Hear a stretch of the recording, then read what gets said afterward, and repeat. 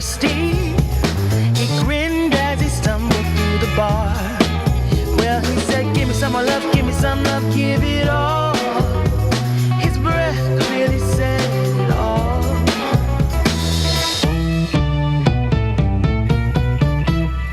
His car was parked behind the back door.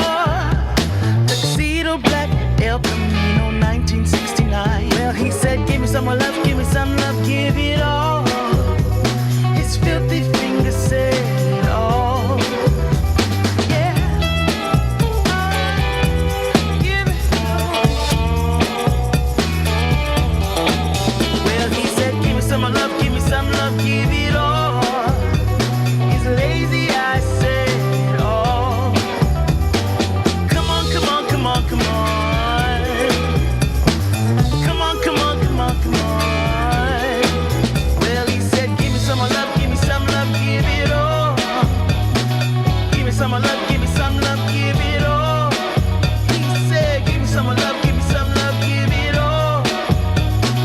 Give me some more love, give me some love, give it all.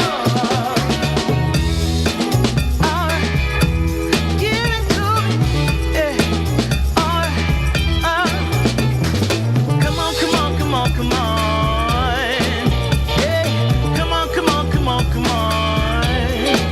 Well, he said, give me some love, give me some love, give it all. Give me some love, give me some love, give it all. Give me some love, give me some love, give it all.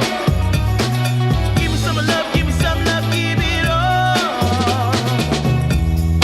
Baby, give me some loving. Well, na na na na na na na na na na.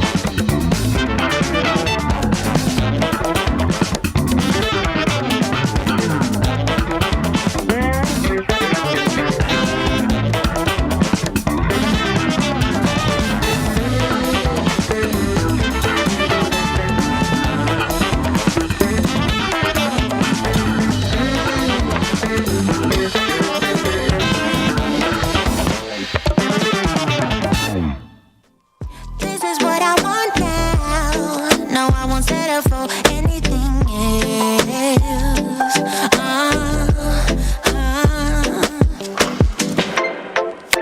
I can't keep pretending. It's not getting to me. It's never ending. Can't give you what you need. Oh no, no. You're misbehaving. Yeah, it's getting to me. It's never ending. You can give anything, so you can go, go, go. Go, go, go, go, go. Yeah, so I can focus. I just need to focus on myself.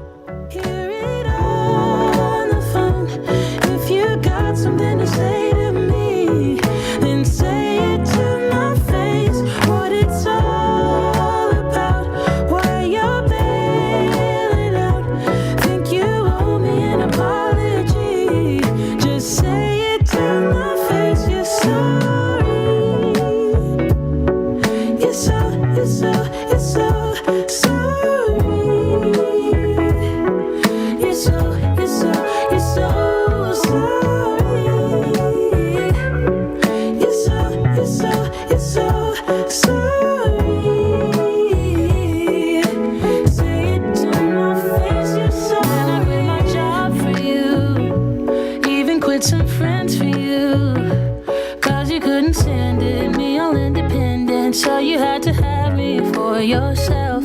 That was when I trusted you, when I could add up 2 and 2, when you promised we'd be together, you, me, forever. Now there's nothing left to lose. And though I understand it's hard sometimes to make up your mind in these trying times, yeah, I just can't accept you leaving me when I'm overseas with the heart so heavy. Think that I deserve the truth for once, not a guilty tone. Come home, but I know you don't. So this time I won't hear it on the phone. If you got something to say to me, then say it to my face. What it's all about, why you're bailing out. Think you owe me an apology. Just say it to my face, you're sorry.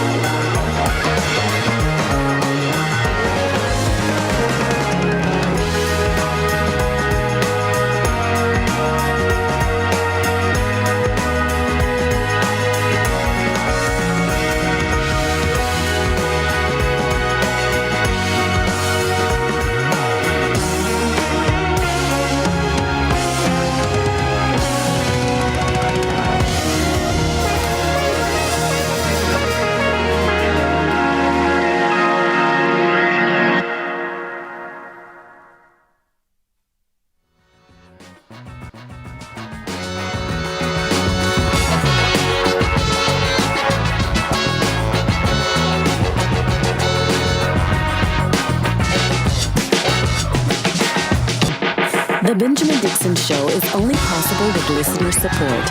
Go to www.patreon.com/The BPD Show.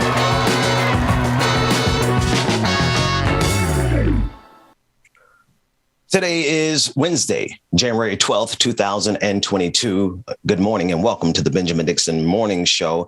We are watching stories all around the country as well as around the world. We are going to be joined this morning early by Nomiki Konst. She is a progressive journalist, activist, organizer, and commentator from the Nomiki Show. She is going to join us on Solidarity Wednesdays.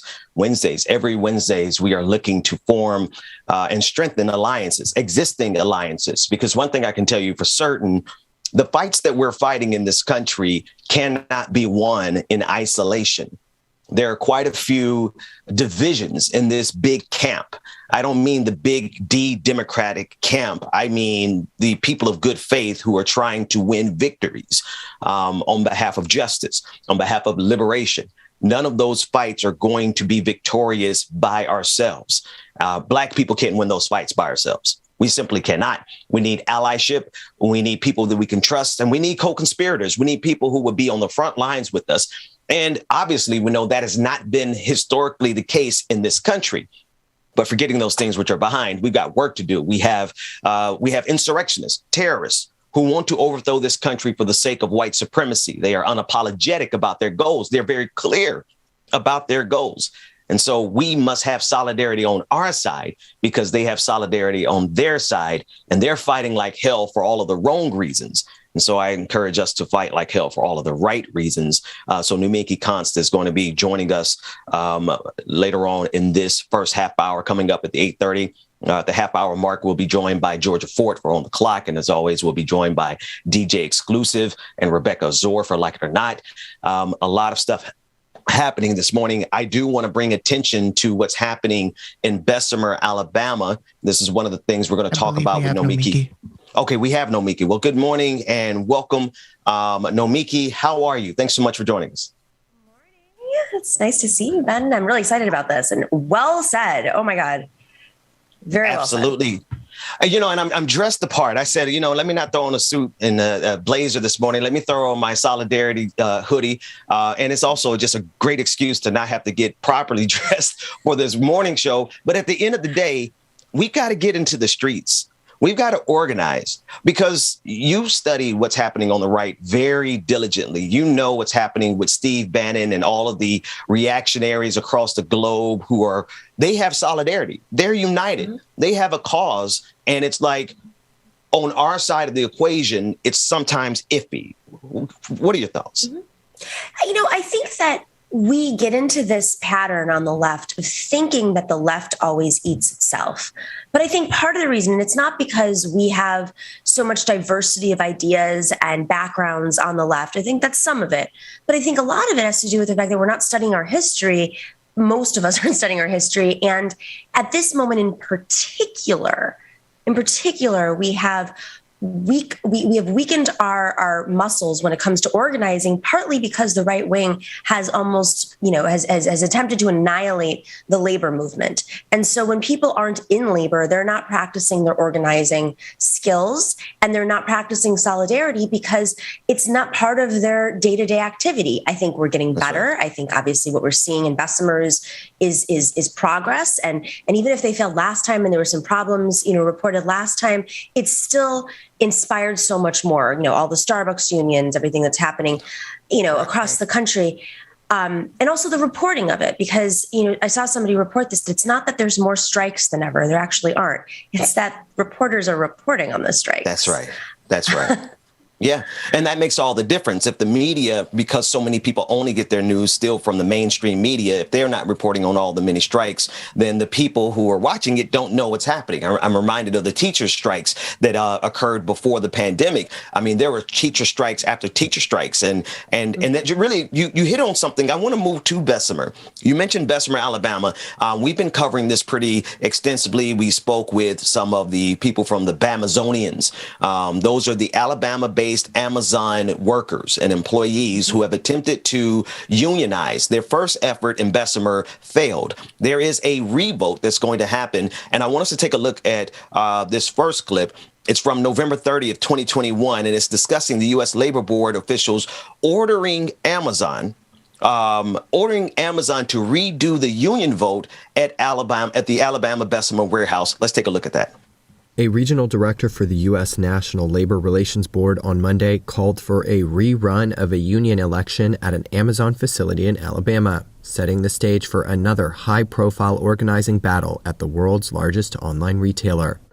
Workers at the warehouse in Alabama rejected forming a union by a more than 2-to-1 margin in April after an organizing drive that garnered support from U.S. lawmakers and President Joe Biden. In August, an NLRB hearing officer said the company's conduct around the previous vote had interfered with the election. In a statement, Stuart Applebaum, president of the Retail, Wholesale, and Department Store Union, said, quote, "Today's decision confirms what we were saying all along, that Amazon's intimidation and interference prevented workers from having a fair say in whether they wanted a union in their workplace." In Monday's decision, the NLRB regional director said that Amazon engaged in objectionable conduct that warrants setting aside the election. The decision pointed to moves by the company encouraging staff to vote via a mailbox it had the Postal Service install at its warehouse, surrounding the mailbox with its campaign slogan and locating it where workers may have thought Amazon was monitoring them. The decision for a redo adds pressure on Amazon, which has recently faced union campaigns in New York and Canada. Worker groups view organizing the company as a landmark goal that would invigorate the U.S. labor movement. An Amazon spokesperson said that the company's employees overwhelmingly voted against joining the union this year, adding that it is disappointing that the NLRB has now decided those votes shouldn't count. Nomiki, you followed it, you covered it, I followed it. We all were paying attention to what was happening in Bessemer, Alabama. One thing we know for sure was that Amazon did everything it could to prevent the successful unionization there. What are your thoughts about the second vote that's coming up? Well, I hope that RWDSU is really going to take the lessons that they've learned from not just this effort, but previous efforts. I'm cautiously optimistic, partly because, some of the reporting from great reporters like Kim Kelly, who was on the ground out there, interviewing folks, to other labor leaders who said, it was questionable that they chose Bessemer, which is important. Obviously, people of Bessemer want to unionize, and there is a union history in Bessemer, but it's a right to work state. While that's right, there's Staten Island, where Stuart Applebaum and RWDSU has a very strong presence in New York City, and it's a union state. Some folks said it might have been easier to do this to start in a place in Staten Island, where tons of people have gotten attention. Chris Smalls, of course, was fired, went straight to management in terms of memos about Chris Smalls as he was calling out how they were protecting workers during the lockdown, specifically during the lockdown. Right. So, I think I'm glad that they're doing it again, and I hope that there are lessons that were learned, and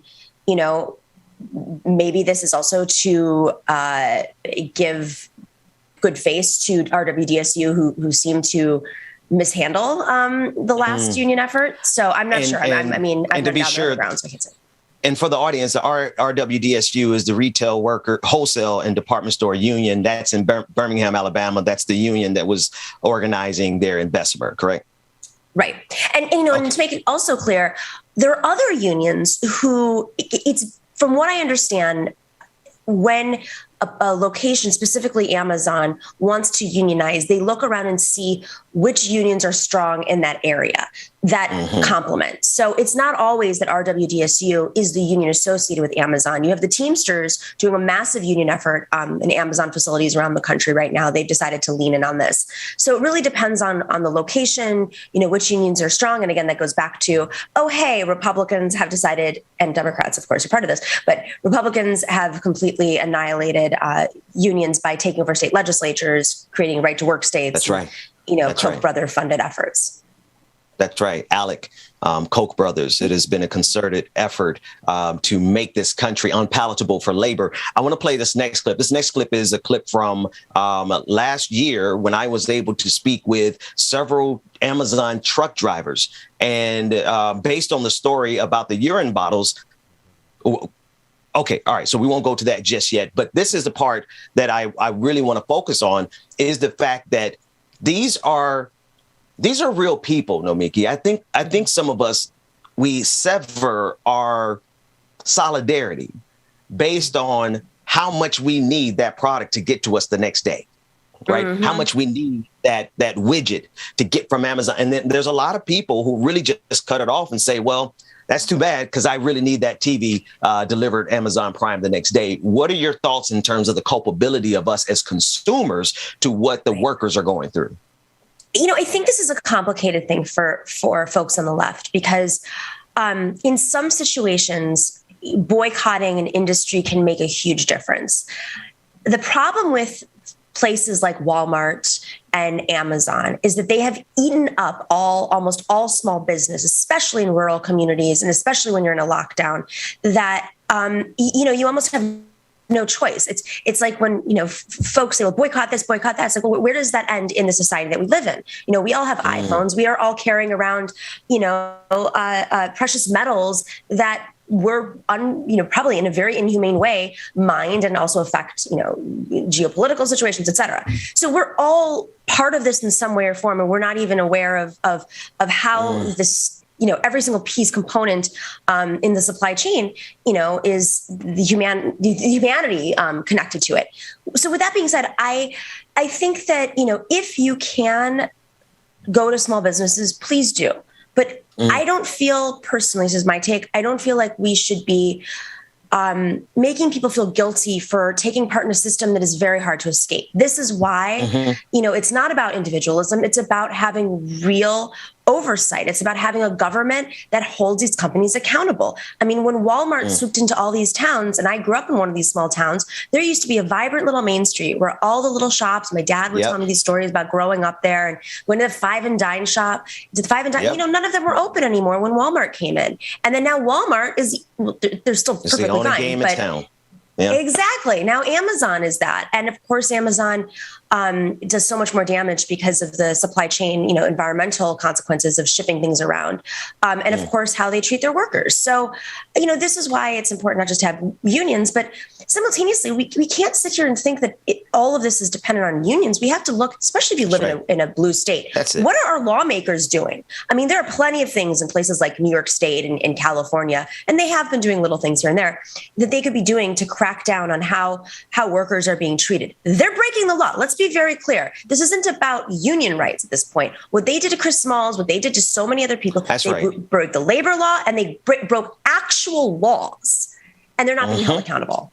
That's the thing. So Christian Smalls, we've had him on our show. You've had him. And for those of you who don't know, he's a young black man who stood up for the Amazon employees at his warehouse during the beginning of COVID. And he was fired because of his efforts. I want to go to Starbucks now, because Starbucks, they just had a successful unionization effort that took place. And there's another effort that's happening in Cleveland, Ohio, that's going on this week, or starting this week. I want to play this clip that shows us the unionization. It's too early in the morning for 4-syllable words. The unionization effort amongst Starbucks workers is spreading throughout the country.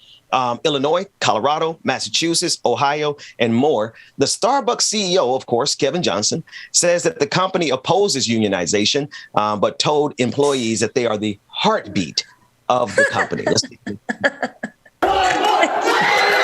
A small group of workers making a loud statement as the Starbucks crew at a Buffalo cafe vote to form a union. We have proven that we are Starbucks.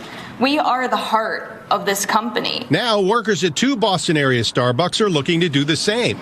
In a letter to employees, the CEO of Starbucks said they oppose unionization, but remain committed to their employees, calling them the, quote, heartbeat of this company. We love you sincerely, but don't organize. Nomiki. Okay, so this is so fascinating to me, because the fact that unionizing happened at Starbucks shows something is really happening in this country. Because I'm going to be really fair on this argument. Comparing Starbucks to most major corporations of this size, they do a lot for their workers. They provide school, if you like to free education. They provide healthcare in a way that most companies like this, their employment community is much more, and they did it intentionally because they don't want people to be unionizing, right? They're like, what?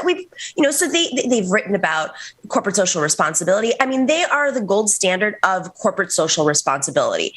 And I think this is really important because for us, we can't just lump all these companies together and say Amazon is Starbucks, because it's not.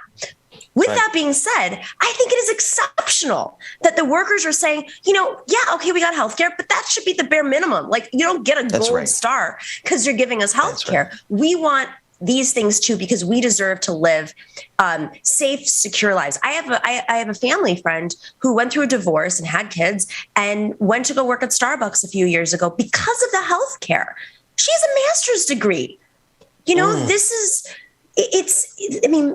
I'm sure there are plenty of stories like this, but it's good that they offered that. But the people, I think if we were going to do an assessment of who's working at Starbucks now versus who's working, everybody has different needs. And ultimately what we're seeing is that the middle class is broken down entirely in this country, and companies are a big part of that. So, Starbucks, you really got to step up. Yes, your employees are the heartbeat, but no corporate social responsibility is going to save you from the fact that, your workers demand to have fair wages and, better hours, et cetera, all the demands that they're focusing on. Also, just shout out to the Buffalo Starbucks workers, because that's where I grew up when I used to go to those Starbucks and I'd study for my exams there with my dad.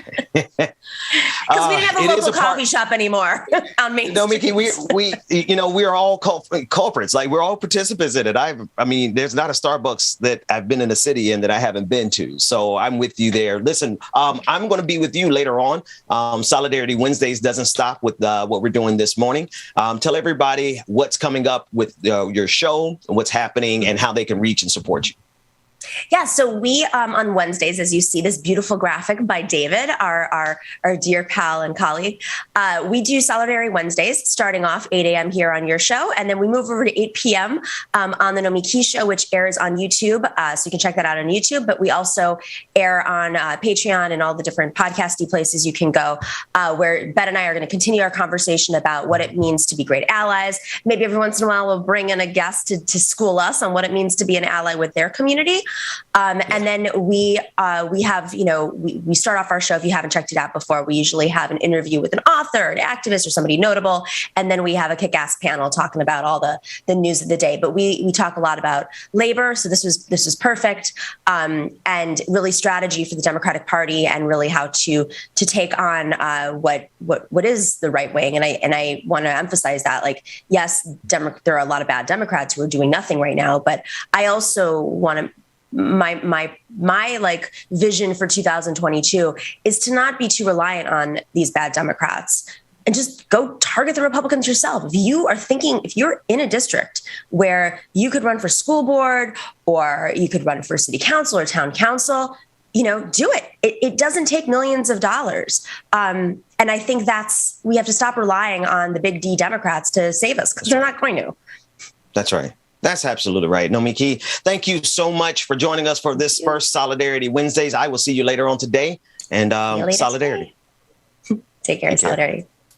Later on, coming up at the 9 o'clock hour, we'll be joined by Rebecca Azor. She will be interviewing several guests. We're going to be covering all of the stories, the news and politics, and some shenanigans. On the Clock is coming up in our next segment. Before we get there, though, I want to touch on one more thing in terms of solidarity. And I really do appreciate Nomiki and her team helping us pull this together.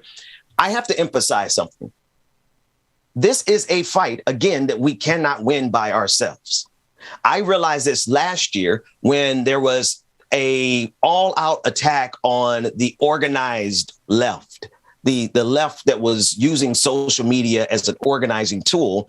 I realized that there were fights that were happening that we cannot win in our silos. One of the things we're good at as leftists, as progressives, as liberals is operating in our silos. And when someone is not helping us with our particular issue, or when we are not helping someone else with their particular issue, we easily find out that when all of us need to work together, we're not prepared for it. When we all need to bring a level of defense, because let's be real, the one thing I did not get a chance to talk to Nomiki about properly was Steve Bannon. Steve Bannon is organizing. That is Donald Trump's former senior advisor in the White House. He is organizing. He's working with the Proud Boys. He's working with the Boogaloo Boys. He's working with right wingers all across the globe in order to execute his agenda. And it is a far right wing, theocratic, fascist agenda. There's no questions about that. And if you don't know the definition of every word I just said, I'm telling you, they are not out for anyone other than white Christian men. Don't believe me? Ask Bill O'Reilly in the clip that I share all the time, where Bill O'Reilly makes it clear that this country was made for the benefit of white Christian men. And this is what they are. So if you're not white, if you're not a Christian, if you're not a man, then what the conservatives are doing and what they're organizing around, what people like Steve Bannon and Stephen Miller and what they're doing, they're organizing, working out their differences. They're hammering out their issues. They're getting on one accord so that they can win on behalf of white supremacy. We honestly must be prepared to fight just as diligently and ferociously and organize the way they are. That said, we're going to go to a quick break. When we come back, we're going to be on the clock. We have stories to cover. President Biden yesterday gave a speech in Atlanta. Black voters matter, had something to say about it. And quite a few people are mad at our friends over there at Black Voters Matter. We're going to be on Joe Biden, and we have clips from Kamala Harris. We'll take care of all of that when we come back with more on the Benjamin Dixon Morning Show.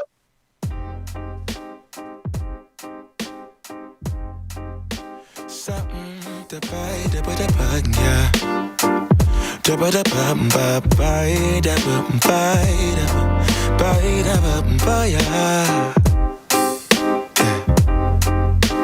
Set the potato,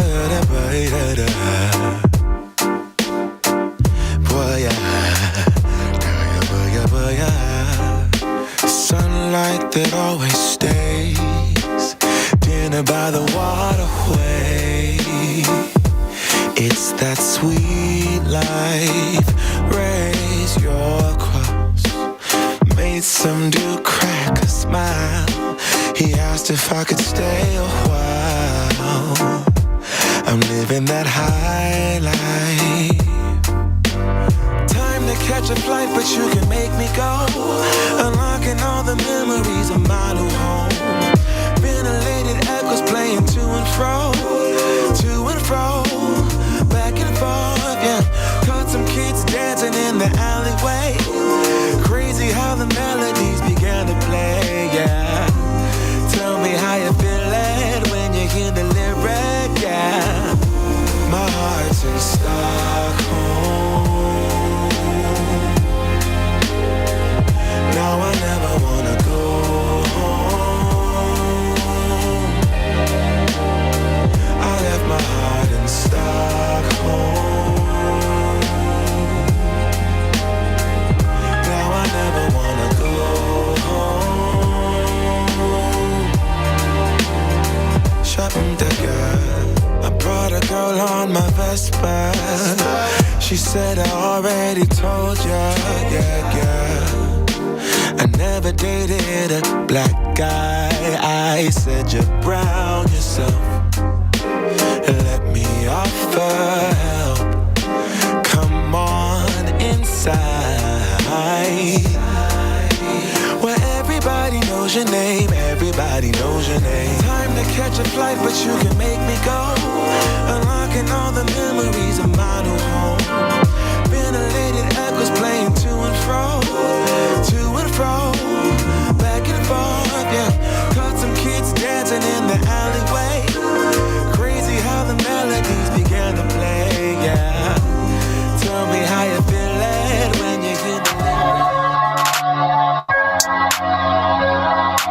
Good morning, good morning, good morning, people. Y'all know who it is. You know the voice, you know the sound. Good morning. I'm on time today. Look at me.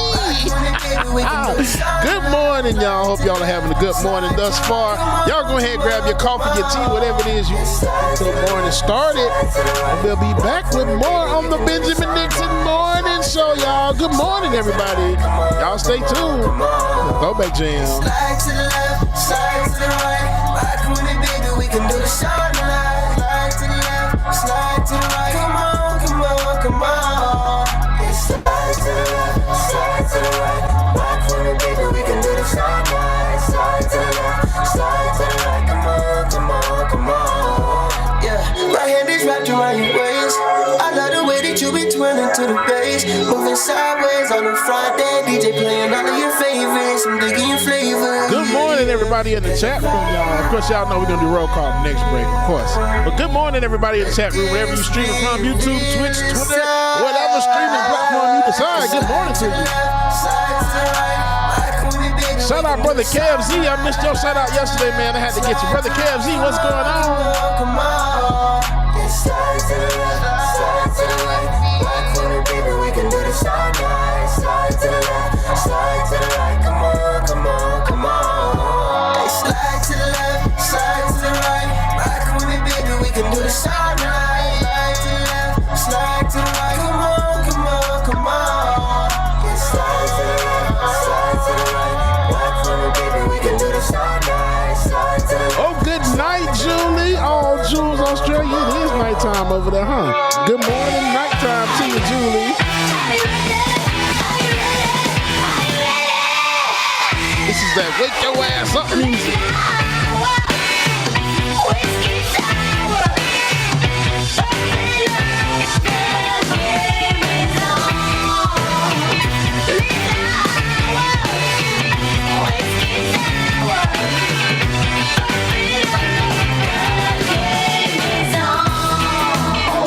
Mama and Daddy out there in the chat room. Yeah, I got a text from them saying, it's always a joy to hear your voice in the morning. Thank you, Mama. You made me smile.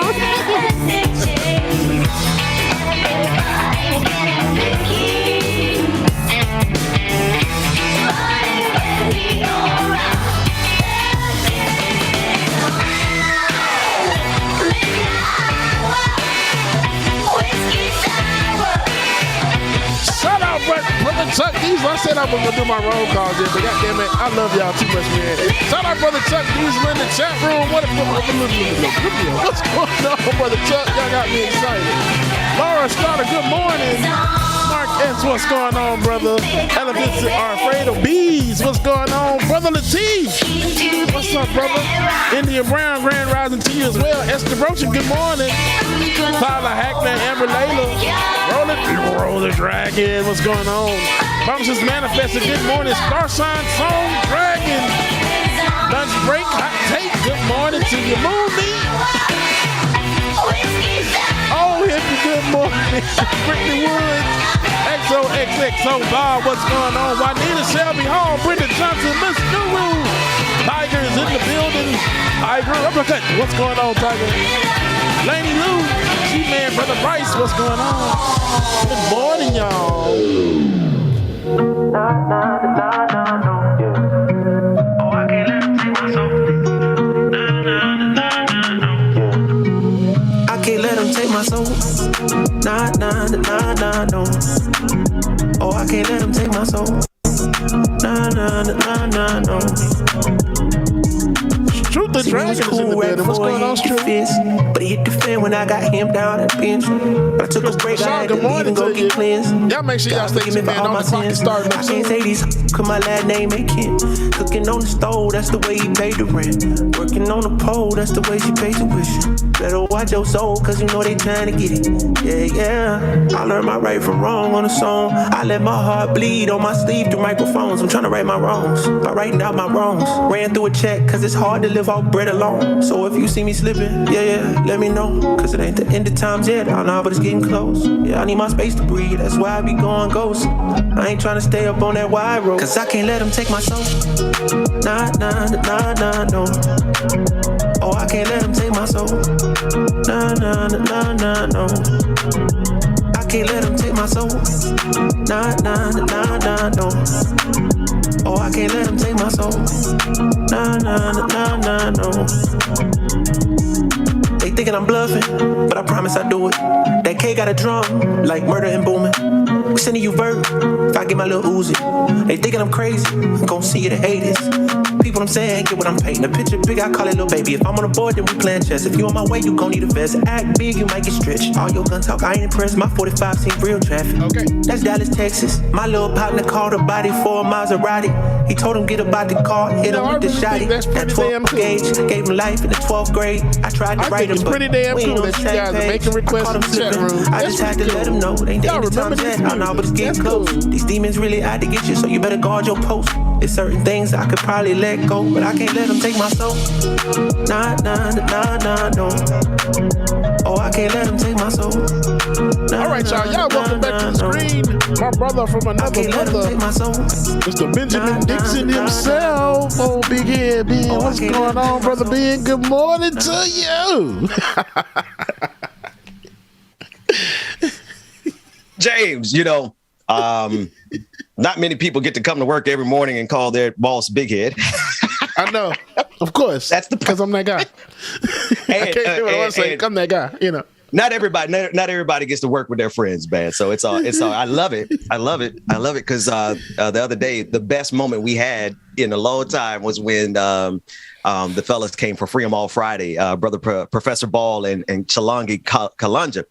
Or Kalanji Changa, rather. I said it backwards. And this was his, third or fourth time on the show. And Chalangi was like, properly mocking my height to the point where all I could do was just sit back and enjoy the roast. You ever get roasted so bad that you just got to sit back and just sit in it and just let it happen in real time? So, no, I ain't that guy. Nah, because I'm going to roast the hell back now. See, I can't roast back on the show. Not for real, for real. You got to be nice to guests. For real. Like, yes, you're right, though. He was like, yes. I'm like, you know what? That's okay. I'm going to sit here and take it. But I'm going to be back. When he leaves, I ain't inviting your ass back. Professor Ball, Jared Ball. Somebody tell Professor Jared Ball and Chalangi. I keep saying his man wrong. Name wrong. Tell them they cannot come back. No, I'm joking. This is an equal opportunity space. Everybody can catch it. Everybody gets roasted from the rooter to the tutor, from the top to the last. Everybody is fair game on the morning show here. James, we were just talking about the new vote in Bessemer, Alabama. And you were with us when we were talking about this summer when I broke the story, or I got the video footage. I didn't break the story, but I went and captured the footage of the Amazon workers who have to use the bathroom in their trucks in order to get our gifts on time. It seems to me that people who have to work like that, they might benefit from a union. You know plenty of Amazon workers. The warehouse workers, man, they're in conditions that, especially during the pandemic, man, it's just been a really hard go for them. The good news is the people of Bessemer, Alabama, the Amazon warehouse there, they are getting a second chance to organize. They're going to get another chance to form a union, and that's good news. I want to play for the audience, though. I want to play for them the clip of when I got a chance to speak to 9 Amazon truck drivers, all of them at the same exact gas station. It was a random gas station that I saw all of the truck drivers there gassing up. And I pulled up, spoke to 9 of them. 8 of them, James, had urine bottles that they showed me. 8 out of 9 Amazon drivers getting your packages to you have to urinate in their trucks. Let's take a listen to that clip.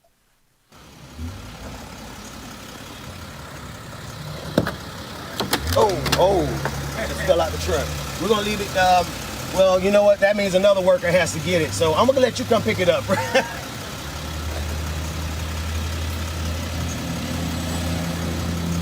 Tell me what this is. Bottle of urine. Whose urine is it? My urine. Why do you have a bottle of urine, brother? Because I don't have the time to stop. So I have to keep up, and I don't have places around me where all my deliveries are. So I have to keep a bottle for whenever I have to use the restroom. That make you feel, man, that you have to do that, like as a human being.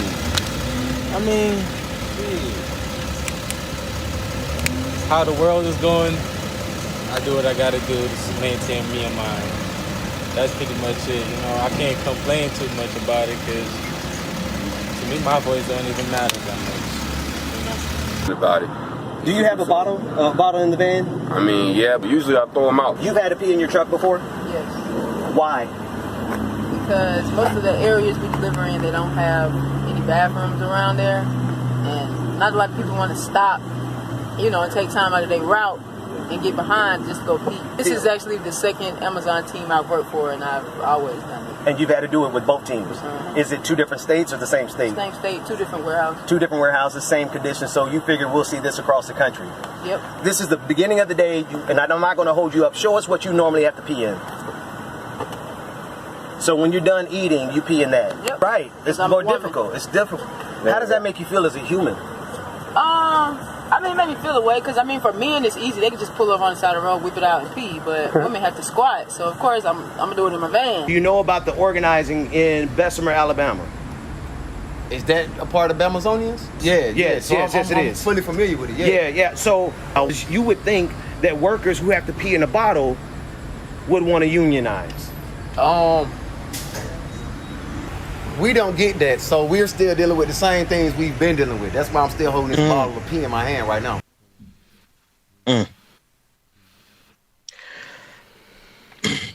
James, that's real. That's some real stuff, man. I know a lot of people kind of dismiss that sometimes and say, "Oh, well, FedEx drivers have to do it. UPS drivers have to do it." I'm sorry, nobody should have to do that. Not to deliver, Nintendo Switches and stuff. If anything, it's one of those things where they just need to set up those routes or set up some kind of spaces where they can have that, where they can just stop in there and pee. I know I've seen a few stations that they stop and get gas at, and I don't know how. I'm guessing it's a hub that's nearby, but on Old National, there's one right off the interstate, and then the other one is off of Roosevelt Highway, right off of the little whatever that intersection is right there. That's right. Everywhere, and it's a lot of them. So I can just imagine, Ben, when you first broke that story or ran that story, the first thing I thought after seeing those, I'm just like, man, how many of y'all got these urine bottles in y'all truck? That's right. And one thing I asked, we really didn't get a lot of traction on it because it makes people uncomfortable. But I wanted people to ask their Amazon driver, because most of us, like, if you order from Amazon enough, you know your driver. That's until they have turnover. I wanted people to ask their Amazon drivers if they have pee bottles. We might pick that up coming into the new year and make that a thing where everyone shows us. Like, I think it is pervasive. I think it is a reality that most drivers, because 8 out of 9 in a random sampling, a random gas station, 8 out of 9 had it. That tells me it's epidemic and not just a one-off. That said, James, we're going to come back with On the Clock. Take us to a quick break. We'll be back with more of the Benjamin Dixon Morning Show right after this.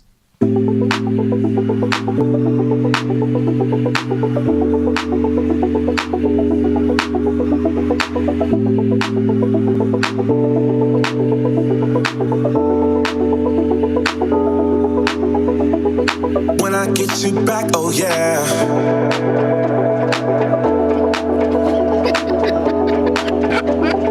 When I get you back, oh yeah. One day Dwayne is gonna open that microphone so he can be singing. When I get you back, oh yeah. I promise you'll never leave me. When it comes y'all to make sure y'all stay tuned. I'm trying not to say too much because I like this song too. Y'all make sure y'all stay tuned, man. Georgia Ford is coming through and On the Clock is starting up next. On the Benjamin Dixon Morning Show, y'all. Good morning, everybody. Y'all make sure y'all stay tuned. I know you need it. Love is it when you're around. Oh, please say that you believe it. 'Cause I don't wanna lose you. I hope you feel that way too. No, I don't wanna lose you. Baby, don't go. Don't go. When I get you back, oh yeah.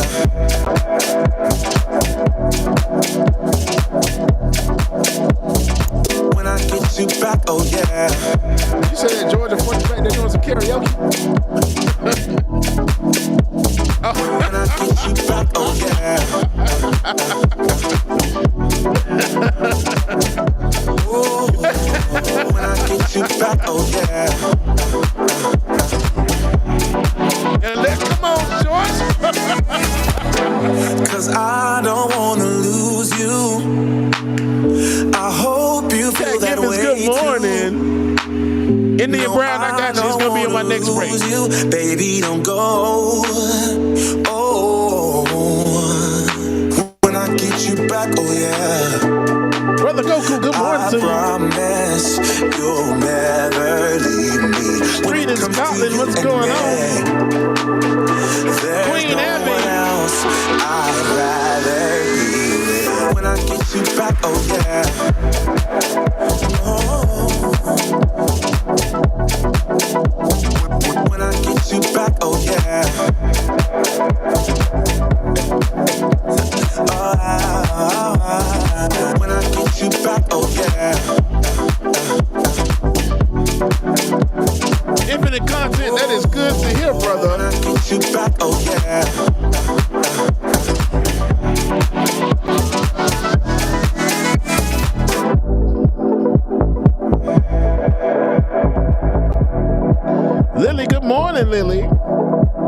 Mac and Daddy, what's going on?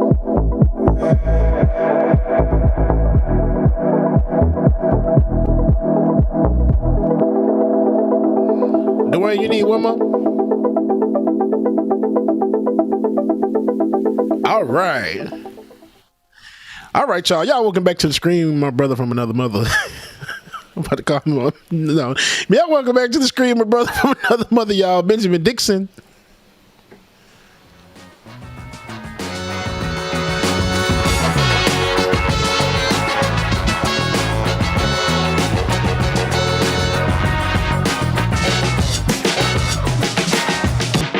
The Benjamin Dixon Show is only possible with listener support. Go to www.patreon.com/The BPD Show.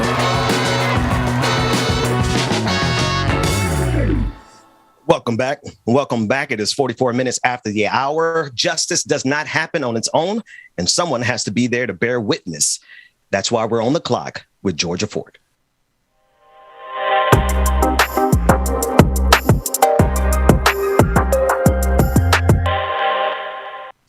The federal trial for 3 other officers charged in the murder of George Floyd is starting to take place. Preparations began yesterday. There was a pre-trial hearing, which I had the opportunity to witness. In fact, about a dozen journalists were allowed into the jury assembly room of the federal court in Minnesota, where we are able to watch a live feed of the federal trial. What we learned is in this case, it will not be live streamed. The only visual documentation that's going to be captured in the federal trial will be from a sketch artist. So no photos, no video. However, they are allowing us to watch the proceedings from a room nearby. Now, Ben, what I took note of yesterday, because of COVID, this judge is asking that 18 jurors are selected. Among those 18 jurors, 6 will be alternate. So I know there was a big gasp in the room of journalists, when he threw that number out. They were like, 18 jurors for what? But he's concerned that by having so many people in a room together, the jurors, the witnesses, the attorneys, that the chances will be higher for someone to get COVID. And if there's an outbreak in the courtroom, then that means they would all have to, pack it up and go home and start at a later date. So he's hoping that by increasing the amount of alternates, that in case someone does get sick, they won't end up in a mistrial, but we'll see how that goes. In fact, you just saw Thomas Lane and his attorney, Earl Gray, on the screen. When I was walking in, going through security, they were right behind me. It was a little eerie, I will say. I've seen Earl Gray in court before when I covered the Potter trial, but it was my first time seeing Lane and King, and Tao had already walked into the courtroom. So, it will be interesting. Chauvin was found guilty. We know that on all charges, but will the jury look at these 3 other defendants and hold them to the same level of responsibility? Could they have intervened? Was it their responsibility to do so? Absolutely. Georgia. Good morning. And the first thing is that last thing that you just pointed out, right? What responsibility will the state place at the feet of the accomplices, or at least those people who were there present with the charge of protecting and serving the community, not murder? And the real question is whether or not they're going to treat these officers the same way they would treat regular citizens. Any regular citizen who is nearby participating in a drive, if they're even so much as in the getaway car for not driving it, if you're somewhere near a murder, there are so many American citizens who are sitting in jail right now for felony murder when they didn't pull the trigger, when they didn't stab the person, when they didn't actually commit the act. And so the question is will these police officers be held to the same standard that the average citizen is held to when it comes to something like felony murder or whatever the charges are in this specific case? Yeah, well, in the federal case, they are charging these officers with violating George Floyd's civil rights. And the attorneys for the federal government pointed out that they had offered plea deals and that none of these defendants were interested. And so, it will be interesting to see how a jury of their peers or our peers determine their guilt or lack thereof. And then after this trial wraps up, after the federal trial wraps up for these three officers, which, by the way, Chauvin may be a witness because he's already he's already pleaded in this case. He may be a witness, and he may have in his plea deal offered to get a either lesser sentence or better treatment while he's in jail, and in order for him to testify against these three officers. But before moving on to the state trial, which I was just getting ready to mention, I do want to add that this federal judge, one thing that I thought was very noble of him is that he took note of the 9-year-old witness, Judea, who I interviewed after she testified in Chauvin's trial, that she will be exempt from testifying. And I think that that's honorable considering her age and how traumatic the incident was to live through, and then to have to relive through in a state trial, and then to have to do it again in a federal trial, and then potentially again in the next state trial is a very lot to endure for a 9-year-old. And so in the pretrial hearing yesterday, the judge did say she will be exempt from testifying. And I really applauded him for that, because I don't think she should have to go through that again. But we did learn yesterday, after the federal trial wrapped up, that the state trial for the other three officers, just to clarify here, there's federal charges and then there's the state charges. So the federal trial starts January 20th for the other three officers. The state trial will start in March, and that one will be live streamed. There was an issue released yesterday by Judge Cahill, who has agreed to allow the state trial to be live streamed in March. And with the, I still wonder, Georgia, with this process, truly, I feel like the odds are better for us to continue to get justice on the federal level.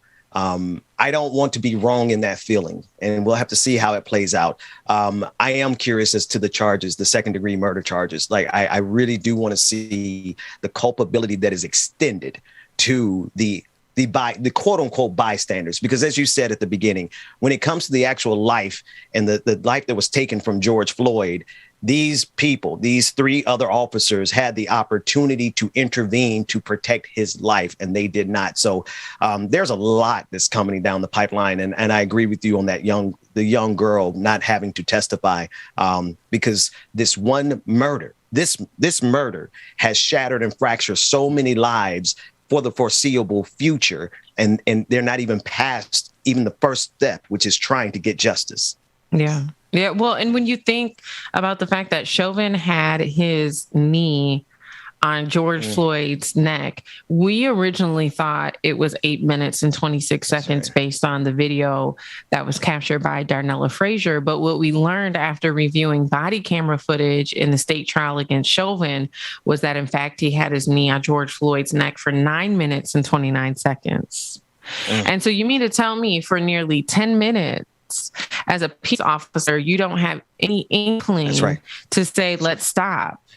Or you're hearing all of the civilians asking you to please get off of his neck, to please stop. You had I believe she was either a paramedic or someone who worked for the fire department who knew first aid, who was offering to help before the paramedics got there, and they declined. And so the question here is, if you are on duty with another officer who's using excessive force, when is it your responsibility as a professional to intervene and say that's enough?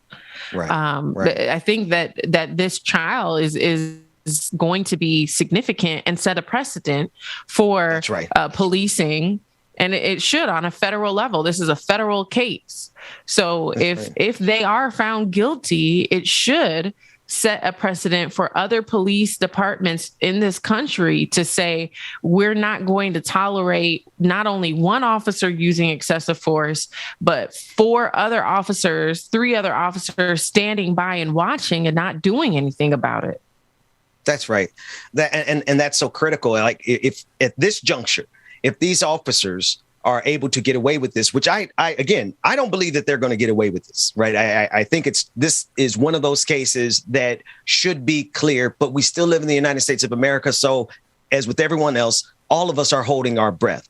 But at the end of the day, if we can get on the record that these police officers had a responsibility, which should be obvious. This is the sad part, Georgia. It should be obvious just simply by the fact that we pay police officers that we should not be paying people to kill us, that we should not be paying people to sit around and watch as another officer kills us. And yet there are people in this system, not just police officers, there's people on the other side of the argument, the political argument, who suggest that you and I and people like us who see this absurdity, that we're out of pocket, that we're in the wrong. And I'm hoping that this case on the federal level will resolve that as well as on the state level, because I think they need some real accountability here. Well, and, the big argument from the defense, specifically for the officers who are rookies, is going to be that they were rookies. They didn't know that this was their first time in an intense encounter like this. We saw similar narratives being presented during the Potter trial for the officer who was being trained in by Potter at that time, that, he's a rookie cop. In that case, that cop actually transferred from a different department. So we learned, in fact, even though it was his first day on that job, it definitely wasn't his first day in the business. And so in this case, I do anticipate that is going to be the defense. But it's going to be challenging, Ben. I know that we live in a very visual society. And so to offer reports every day about what's happening in court without any photos or video, I know it's going to be hard to help people follow along. But I'm committed to going to the courthouse every day, plugging in however I can and taking notes and sharing that with individuals, because I think it's going to be very important, not only for people to see the outcome in this federal case, but to see how we get to that conclusion. So the jury selection begins on January 20th. I believe there's one more pretrial hearing between then, and I will continue following the developments in this federal case. Thank you so much, Georgia. It's we need people there to bear witness. Is one of the things I heard Cliff Albright from Black Voters Matter say when, as it pertains to the Ahmaud Arbery trial. They were there, and actually I was able to be there for one of the days. We were there to bear witness in the process of achieving justice. Because truth is if we don't have bodies in these rooms as these decisions are being made, we should have no expectation of actual justice. So just a thank you again for covering these stories the way that you do. If you have a few more minutes, I want to talk about President Biden's speech yesterday in Atlanta.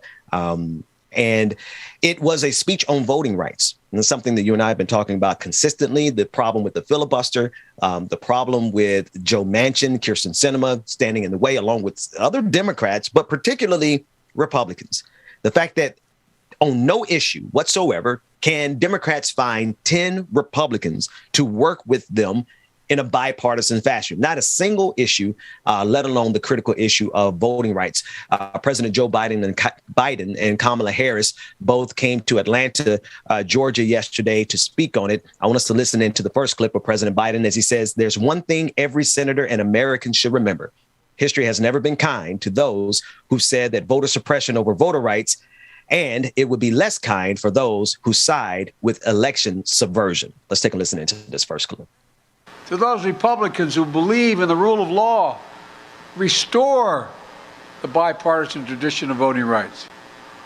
The people who restored it, who abided by it in the past, were Richard Nixon, Gerald Ford, Ronald Reagan, George H.W. Bush, George W. Bush, they all supported the Voting Rights Act. Don't let the Republican Party morph into something else. There's one thing every senator, every American should remember. History has never been kind to those who've sided with voter suppression over voters' rights.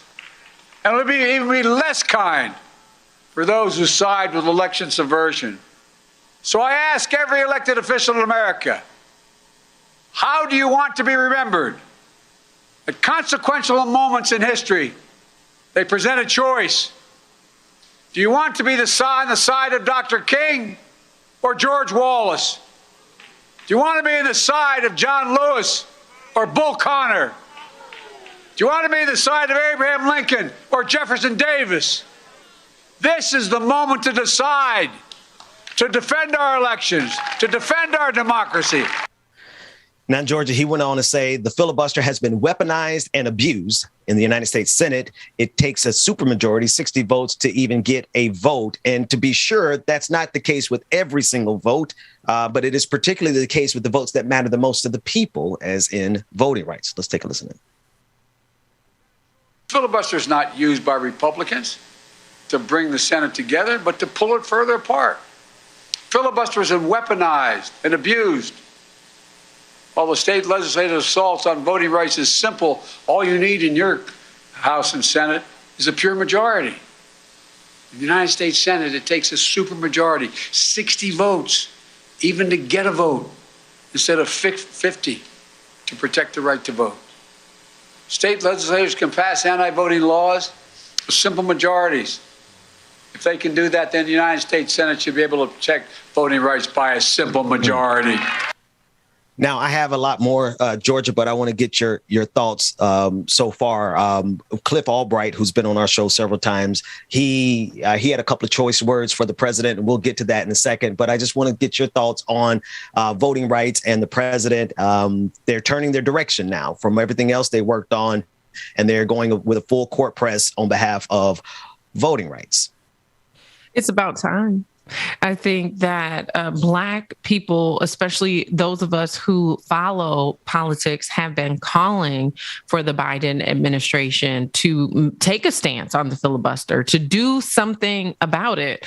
I remember very clearly a protest in D.C. where Reverend Al Sharpton called for this, that Biden is going to have to denounce the filibuster and potentially move to a place of creating some legislation against it, because it has been very successful in suppressing the Black vote, among other things. And so it is a bit of relief, I think, to hear him make this declaration, to see him come to Atlanta, Georgia, however, and do it as opposed to DC, makes me question his intent.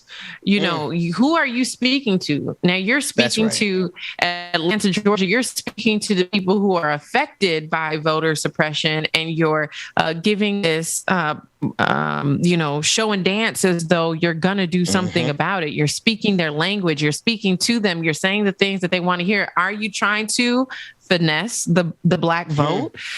Or are you being genuine that you're going to take this same messaging and you're going to deliver it in DC, where the people who are able to utilize the filibuster can actually hear what you have to say? What are you going to do about it? Because at this point, talk is cheap. You're regurgitating everything that Black community leaders have been saying for the last year and a half. You're simply regurgitating it. All you have to do is do a quick Google search on Black voting rights, and I bet you'll hear 10 other prominent community leaders say this very same thing. So while it's a relief to hear him, singing this tune, it for me, I'm also skeptical because of who he chose to deliver this message to. This isn't an audience that can do anything about the filibuster, but to just simply have the record that the president has made a declaration against the filibuster, I think is significant. I hope it's a turning point. I hope that that in 2022 we see the Biden administration put a full court press on this issue, because if he doesn't start to lay that groundwork, I'm going to tell you what's going to happen. In 2024, Trump will run again and he will win. That's right. Because the filibuster is not a, political idea or a political tool that helps politicians. It's a strategy that has been deployed to prevent and in some cases completely stop the advancement of our people. And if it's not addressed, if he doesn't start to do that work now in 2022, because it's going to take some time, because there's going to be resistance. If Biden doesn't take the time to do something about it now, we are going to be in serious trouble in 2024. That's right. There's not much. There's not going to be much that we can do, particularly as Black people, because the voting rights that are being attacked are specifically happening in Black communities. We're not going to be able to do much to help the Democratic Party in 2024 if they don't do exactly what Joe Biden finally said yesterday. Georgia, if you have a few minutes, so I want to talk about it a little bit more after this next break. DJ Exclusive is going to take us to a commercial break. When we come back, there's a part 2 of this. Cliff Albright from Black Voters Matters said as much yesterday on CNN, and he got attacked ferociously by people who don't want us to say anything. I mean, honestly, I just feel like they don't want us to say anything to Joe Biden. But I'm sorry, how do you don't hire somebody and then don't hold them accountable? That's not how the real world works. So when we come back for this next break, we want to talk about that a little bit and expand the conversation a little bit more. We'll be back with more on the Benjamin Dixon Morning Show right after this.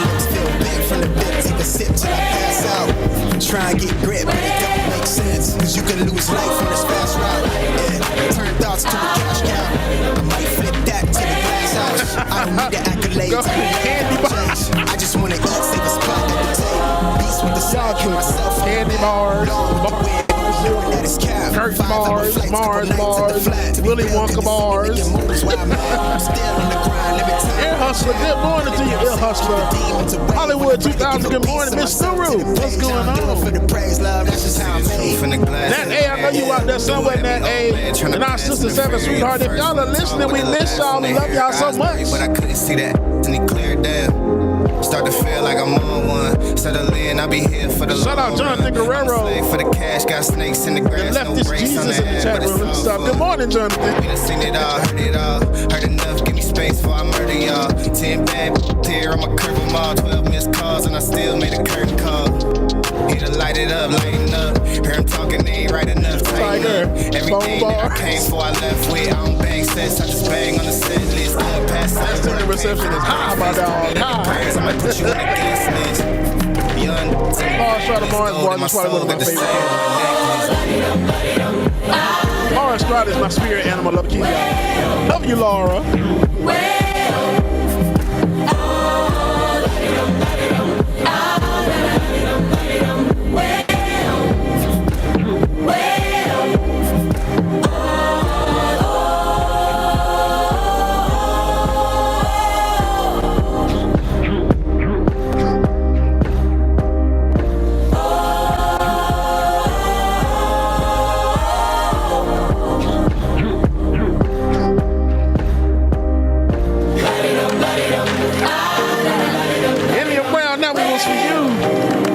Get to this next song. Let me go ahead and get our new patron and Twitch subscribers out the way. Betty Essie, good morning. All right, y'all. New patron members, we have Late Stage 20XX, Michael 1983, David A.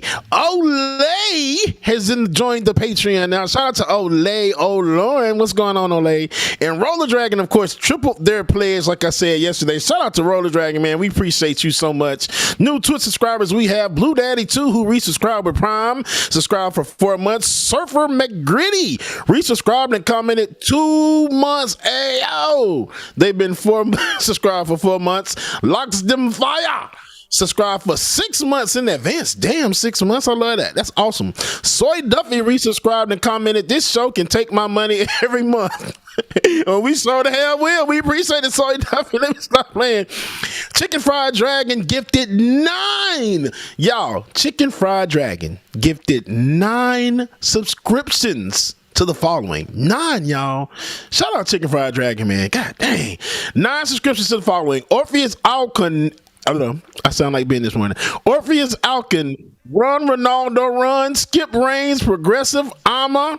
We have JNKD, Game Set John, Cal L, Marks, Fizzjazan, 420 Kitty Dragon. Shout out Chicken Fried Dragon. She also gifted a community, one community subscription, man. Hey, Chicken Fried Dragon is the MVP because every time I read off my Twitch subscribers, Chicken Fried Dragon is guaranteed to be in there. So shout out to you. We appreciate y'all. And before we get to this next song, I think it's very fitting to tell you this and then go into the next song. So I recently joined a nudist colony. The first week was the hardest.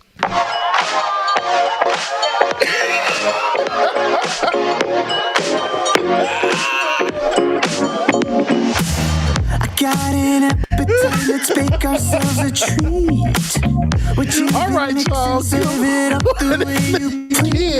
If you have not already, patreon.com/likeitornot, patreon.com/the BPD show, y'all. BPD show, y'all. Y'all go ahead, join, man, and get them likes up, them views up, get the patron contributions up, all that stuff. If you haven't joined yet, man, y'all need to go ahead and get it. What you waiting for? Sweet on me, baby, shade up. We can cook up, we can serve when we hook up, just you and me. With that cream, with that beat this oven up like 5,000 degrees. All right, gotcha. It's almost ready. Yeah, husband, she listen. She already know. She know I ain't got no news. And hell, she asked me, she was like, brother, you went to a nudist place when you went to Jamaica? I said, yep, mama showed me. Shout out Derek Fuller, Susan Bradley, good morning. Valley Girls, Nat M, what's going on? Mark S, Elizabeth Lanza.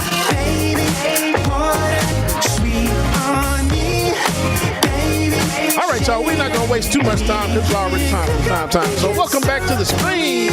My brother from another mother and my sister from another Mr. Benjamin Dixon and Georgia Ford. Oh, look who just popped up.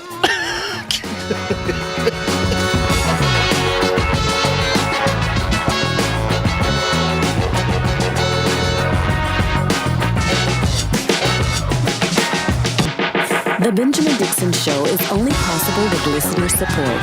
Go to www.patreon.com/The BPD Show.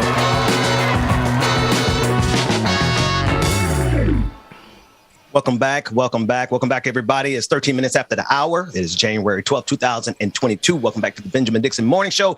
On the screen, you have Georgia Ford and DJ Exclusive. Rebecca Azor will be joining us momentarily for Like It or Not. Good morning, folks. How are y'all this morning? Doing good. And especially better now that I actually have my coffee. Right, George. I went back and I re-upped. I had to re-up myself. James, what you sipping on, man? You got tea or coffee this morning?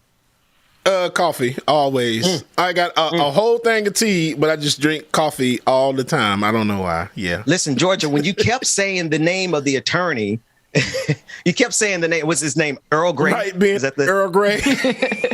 All I could think of was Star Trek. Earl Grey, hot. You know, I'm just. It's a very. I don't know. Some names you have to ask your parents, like, why? Why did you? Call I wish he was as calm and cool as a cup of tea, but. There's something about that attorney that's just off a little bit. Especially, you know, if you watch the Potter trial, something's wrong with him. Yeah. Oh my God. Listen, yes. George, I know you only have a few minutes to hang out with us, but we do have Rebecca getting ready to come in a minute. And I kind of want to get her input on this next clip. This next clip, I want all of y'all to see. This is of our friend Cliff Albright. He basically said what you said, Georgia. He said it yesterday before the speech as it pertains to Joe Biden. Like, listen, man. We don't need any more speeches. We don't. We need action. Let's take a listen to Cliff Albright from Black Voters Matter. That just doing this speech isn't enough and that he's got to follow it up with action. Think about that graphic. That graphic you put up, Hallie, was incredibly telling. 2 speeches on voting rights. The last one in July. The last time he spoke about voting rights, you heard Mike talking about he was there. Mike probably had on a short sleeve shirt and a tie. Today, Mike's got on an overcoat, right? It's been 6 months since Joe Biden has talked about voting rights. And in between, he did no type of action on it, or at least none that we could see. And so he's got to follow this speech up, whatever he says today, with a plan, with meeting with Joe Manchin, Kyrsten Sinema, the same way he had meetings around infrastructure. And he's got to follow it up with, again, going to the caucus and giving a passionate speech. If he had given a speech to the Democratic caucus, they meet every Tuesday. If he had given a speech to that caucus that's as passionate as a combination of his July speech and then Senator Warnock, our senator from here in Georgia, who gave a very passionate speech talking about modifying the filibuster, if he gave that kind of a passionate speech to the caucus, followed it up with some actions, followed up with some carrots and some sticks, then we might get the legislation that we need. But that's what we need to see after he talks to them. Cliff said they meet every Tuesday. They meet every Tuesday. Okay. Dang. Tuesday. Georgia, this goes right to what you were saying. Like, why come to Morris Brown? Why come to Atlanta when the folks you need to talk to meeting every day up in D.C.? Right. That's right. That's right. I love Cliff, by the way, because he threw that in, so passively. But I mean, it's based on facts. These are the facts here. There's nothing that I know that anybody in Atlanta can really do to fix this problem. Right. Mm-hmm. And so why are you talking to people and you're preaching to the choir? Mm-hmm. Go preach to the people who can do something about it, and I think this is why when you talk about finessing the Black vote, I think this is an example of that. We historically have these white politicians coming into our communities, preaching to the choir, trying, for those who aren't paying attention, for those who don't know that they meet every Tuesday, for those who don't know that Biden's not giving these same speeches in DC, for those people who don't know and they're just listening to what he's saying and they're taking what he's saying at face value. Oh, well, he's just won them over. That's right. He's just got a new supporter. because it sounds good. It sounds like he's on our side. But when you investigate, when you follow up, when you do your research and you actually examine what's been happening for the time he's been in office, you'll see that what he said, it hasn't matched up with anything that he's done so far. So he's got to prove it. It goes back to that old elementary saying, actions speak louder than words. Louder. Ooh, you said that. Yeah. James, I was just thinking, like, there comes a point in every relationship.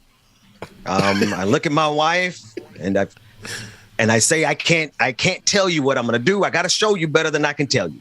Right. Because, when you messed up enough and you done told her you were going to pick up your socks and you ain't done it for 12 years. You can't tell her and give a speech and say you're going to going forth, we're going to pick up our socks. Nah, bro, just pick up the damn socks, Joe Biden. Just pick them up. Ahead. Don't tell me what to do. Put the toilet seat down. Put the toilet seat down, Joe Biden. Clean out the tub. Kamala, come on.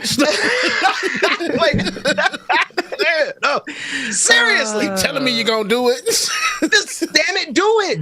Don't come to Morris Brown. Like, shout out to the president, Morris Brown. They had the hard reset. They got their accreditation back. They got financial aid back, which sucks because that means more student loan debt. But that's where they did the speech yesterday at Morris Brown University. Is it Morris Brown College or University? It escapes me. But then college, he was talking about Joe Biden talking about Bull Connor and George Wallace. Great names to call up in the South from the past. They are the boogeymen of the past. They were horrible people. But not a nary person who was sitting behind Joe Biden actually has to be fearful of Bull Connor because Bull Connor is dead. We have to be fearful of Joe Manchin and Donald Trump, the people who are in power and people who are outside of power, ready to seize power by virtue of not letting black people vote. So damn it, just pick up the socks. Put down the toilet seat. Stop telling us what you're going to do. And just for once, do what the hell we elected you to do. That's my take. Amen. We ready for the queen to come on? Yes. Dwayne. Who's been azoring. I know. It's so funny. Hold on, Bubba. You got to say it right. Azor. Are you ready? Mr. Azor. Hey, can we are we prepared to do a switch? Can we run the intro? Sure. If not, we can we just improvise on the fly. We just do it in real time. Do it live. We'll do it live. Rebecca Zor is going to join. I got to hear her thoughts on this because it is Georgia, you said something in there also that I don't want to go past too quickly because for the people who haven't been paying attention, they now have a reason to say, oh, look, Joe Biden is fighting on behalf of us. He's got a new supporter. And they've missed this last year of everybody telling them, hey, fix the voting rights. What do you think? Yeah.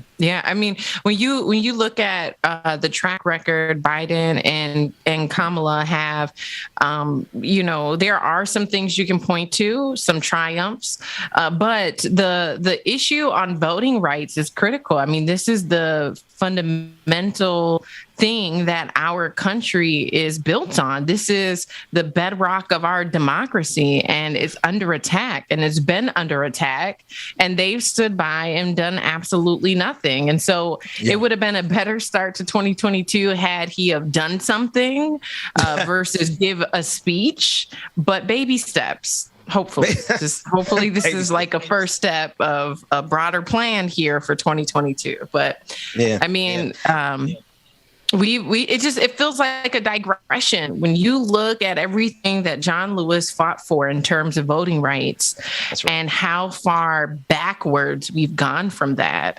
It's sad, and it's an insult to his legacy. Yeah, absolutely. Well, that said, hold tight, everybody. Like it or not, is about to go down. I stole James' line. Indeed, you son of a sucker. Y'all know what time it is. Good morning, y'all. Get your coffee, your tea, bring your drink, whatever it is you need.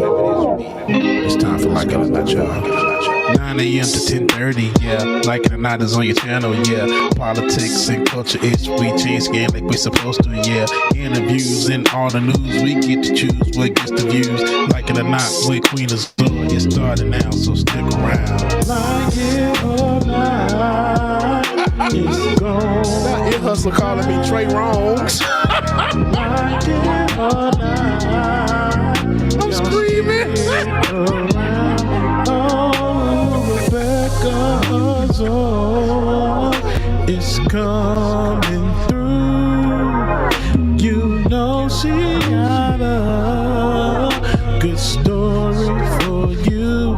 Oh, Benjamin, that's my dog. This is his show. He's a politics bro. I am your DJ exclusive. Oh yeah. Y'all know who I am. Right, David. Stay jams. Like it or not, it's going down. Like it or not. Oh my gosh. Latif said Malia just bust out singing this yesterday morning. It wasn't even playing. If y'all don't know, that's Latif's daughter. Like it or not, it's about to go down. Like It or Not with Benjamin Dixon starts now.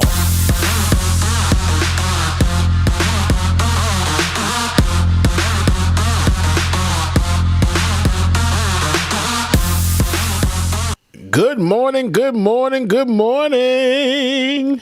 Good morning and welcome to Like It or Not, where we're free to tell the truth and not care who doesn't like it. Good morning, Georgia. See, good morning. See, I was here for about 45 minutes, so I don't even know why my screen. The lies. To be honest. The lie.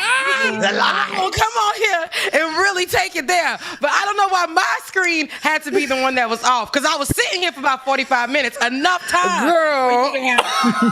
That's just where I'm at. You were sitting there real quick. I set you in a place and then you moved. So, and then I see that you moved right when we come back on screen. Right when we come back on screen. 45 minutes. Being on Hollaby, we're going to bring Rebecca in on this conversation. Well, where is she? I could have brought you. You got up to get. Wait. You ain't responding. Wait. I had you ready. Now listen. She said she was getting tea. I was going to put that on the screenshot. James, go ahead. I was going to screenshot where she said she had to go get some tea. 15 minutes after you said you are bringing me in the conversation, that's when I said I was getting tea. But here we are. Good morning, everybody. It is a beautiful Wednesday morning. Georgia, I absolutely love your earrings. Those are gorgeous. Thank you. We have a lot for you guys on Like It or Not show. I do want to get into that conversation, though, with Joe Biden and his comments, because we know, and Cliff Albright said it best for all of us. We all feel that way. And for those of you who are upset that we are not in line, we are not believers of Joe Biden's comments, we want to see actions and we want to hold him accountable, you guys can go kick rocks, because we had a whole year of this man and there has been nothing, no follow-up. After we've been screaming about these voting rights. And there's nothing. There has been nothing that he said pertaining to it, him and Kamala Harris. So this is where, it's going to be a little fiery when we get to that conversation, because I got a lot to touch on with that as well. Shouts out to Cliff Bright for that. But we have an interview today with She's about to boot all of us off the screen, y'all. No, I'm not. I'm actually not. But if you guys want to stay, you can stay. But we do have an interview this morning with the Georgia Haitian. Chamber of Commerce. I'm looking at it right now, and Sorrell, he's a friend of mine, and he is somebody who I've worked with or worked alongside at other Haitian events here in Atlanta, it's beautiful to have this kind of association here, this kind of organization here, to bring together Haitians, and they have a policy agenda that they've been working on, and I can't wait for him to come and have that conversation for everybody who's in Georgia to be enlightened on what they're doing for Haitians here. I know I talk about it all the time, and I know I've held a lot of leaders accountable, last year for not even knowing the Haitians in the community, but this organization definitely, is here to assist and actually has plans for the future here in Georgia when it comes to Haitians. So nice. I would love to bring him on. That's what's up. That's what's up. Is he in the cut? Well, there he is. Okay. Good morning, Sora. How are you? I am fantastic this morning. I'm so happy to be on the Ben Dixon Show, and certainly delighted to be in the company of Rebecca Azor. Oh, come on. My last name correctly, okay? Not Azer. Wait, you are not going to have this man from the Chamber of Commerce coming on the show cracking on my accent now. Listen. Good morning, sir. Good morning, sir. Glad to have you, sir. Thank you so much for joining us. So there's so much that we can touch on, especially when it comes to your organization. First and foremost, introduce yourself to the audience. Let them know who you work with and what you guys do. Good morning, folks. My name is Sorel Ketan. I too am from Haiti, and I'm a proud representative of the Georgia Haitian American Chamber of Commerce, and I'm currently serving as the chair of their board development committee. And I always introduce myself this way. I am the promise that Haiti is a developed nation in my lifetime. And I mean that. The Georgia Haitian American Chamber of Commerce and myself, we stand to work for that and to live it today. Not like Haiti's going to become a developed nation when we die. No. It is a developed nation today, and it's a weird way of looking at it. And I want to share a little bit of what that tastes like with you and the audience today. So when you say that it's a developed country today, because a lot of people like to look at it as an undeveloped country, a country, of course, that we've seen how they, describe it all over the media in many ways as the poorest country in the Western Hemisphere. When they say Haiti, that's the first thing that is, that describes Haiti on every media platform, even when it comes to print. So what do you say about that? Because that doesn't align the poorest country in the Western Hemisphere and a developed country. What do you mean by that? Well, we're here to debunk that notion, okay? Being a developed country, in my mind, has nothing to do with the circumstances. Big, tall buildings, big highways, lots of money. No, it starts right here. And the Georgia Haitian American Chamber of Commerce seeks to create a developed nation in the minds of everyone regarding Haiti. And we're doing that in a very concerted way here in Atlanta. And I'd love to share that with you. And it's connected directly to the policy agenda you mentioned earlier.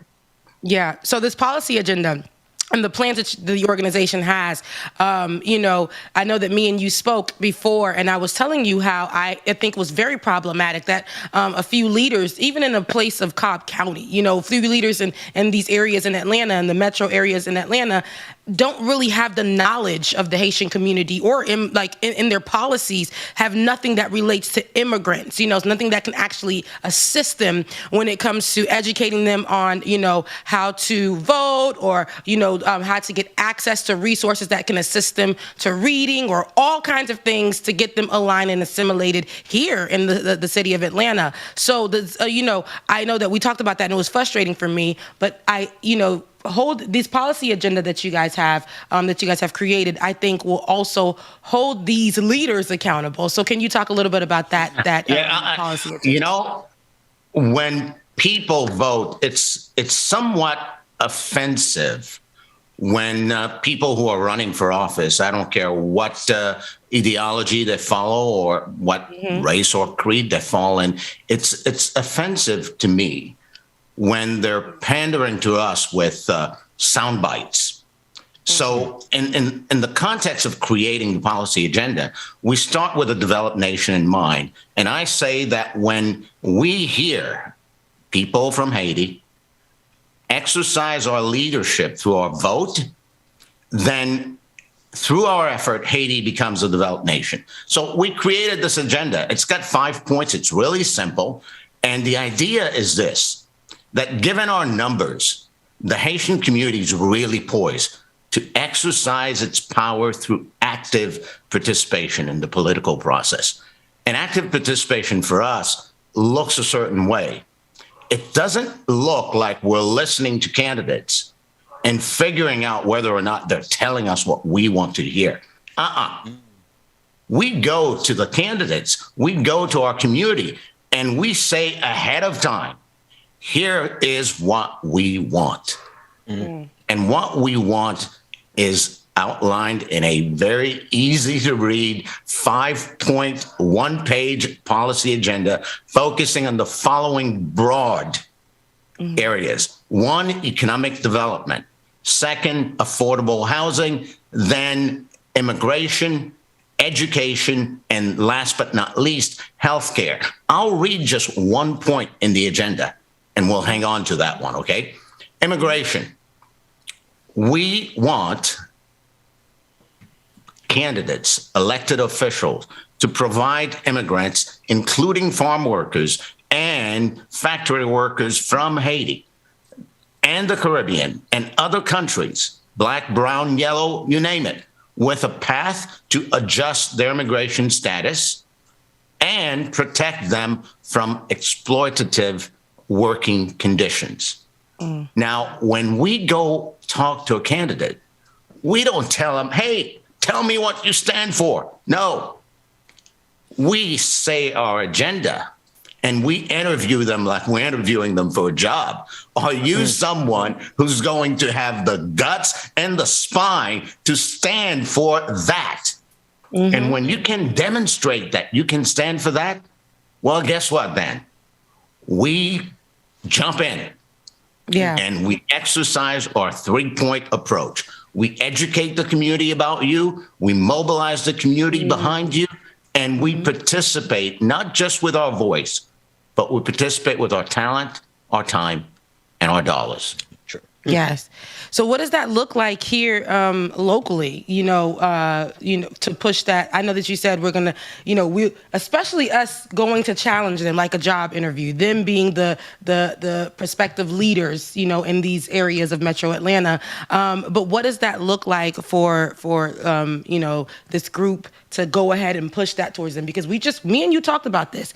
On paper, they'll have immigration, but it's way down at the bottom of the list. And it's like, okay, so how are immigrants supposed to be able to, join in on voting efforts or because you can't just come to them when it's the day before you're voting or when it's the day to say, okay, if I'm your leader, this is what I would do for you. And as soon as you get that seat, you forget about that whole community. You don't even know what the majority of the immigrants, where they're coming from in your particular city. So when you say we go up to them and hold them accountable, and you also said we go and mobilize and let immigrants know, because that's to me that's great, who you are as a person.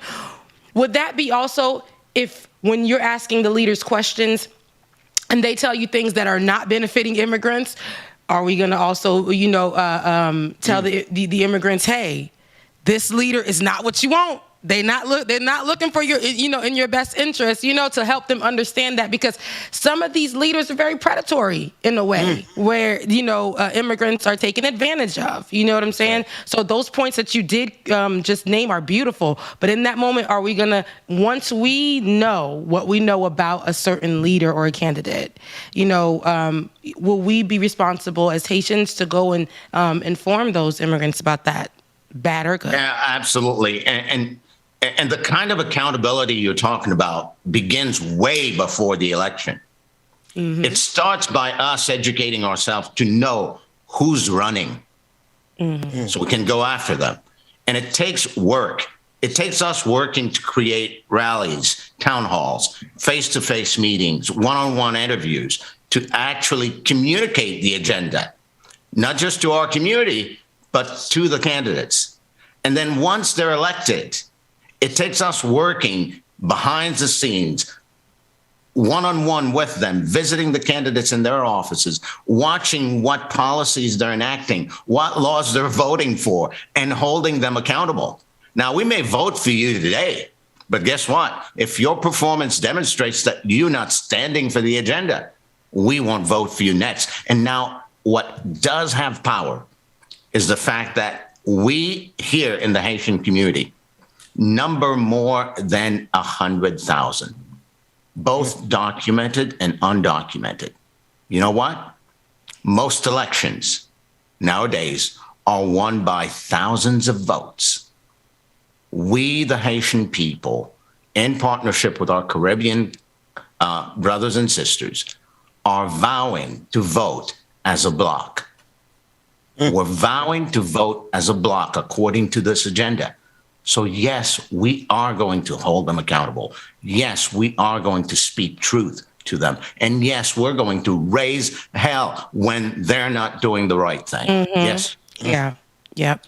And that's what I wanted to hear, because, you know, there are particular groups who, because the connection in the community or the celebrity of the leadership of the candidate, right? The leader, the candidate, the celebrity of the candidate, excuse me, but they're afraid to step on their toes in the community. They don't want to, be blacklisted or whatever, in the community, because this leader, is a celebrity, so they, a lot of people don't want to hold those people accountable, but I like to hear that. And especially coming from a Haitian organization, like you said, women lie, men lie, but numbers don't lie. So with the growing number of Black immigrants coming into, especially the city of Atlanta, and specifically with the growing number of Haitians coming here, I want to be clear too about this. When I say immigrants, I'm really just talking about Black immigrants. When I say Black immigrants, at this particular moment, I'm discussing Haitian immigrants, because even if you call in places that assist Haitian immigrants, as I have done for my cousin who was under the border in Texas, they'll tell you for some reason Haitian immigrants are treated the worst in immigration system, period. Black immigrants are treated at the bottom of the barrel, but the people who are treated the worst are Haitian immigrants for some reason. They're just treated terribly. So to have a policy agenda coming from a Haitian group, holding these leaders accountable, it really speaks. It really speaks to something. And we have to make sure we understand the difference too. When we say immigrants, particularly Black immigrants, all immigrants across the border, of course, we want to make sure we're fighting for them all. But we also want to make sure it's understood that Black immigrants get the worst treatment, have the least resources when they're coming here to America. So, yeah. And I'm delighted that we're not just talking about it.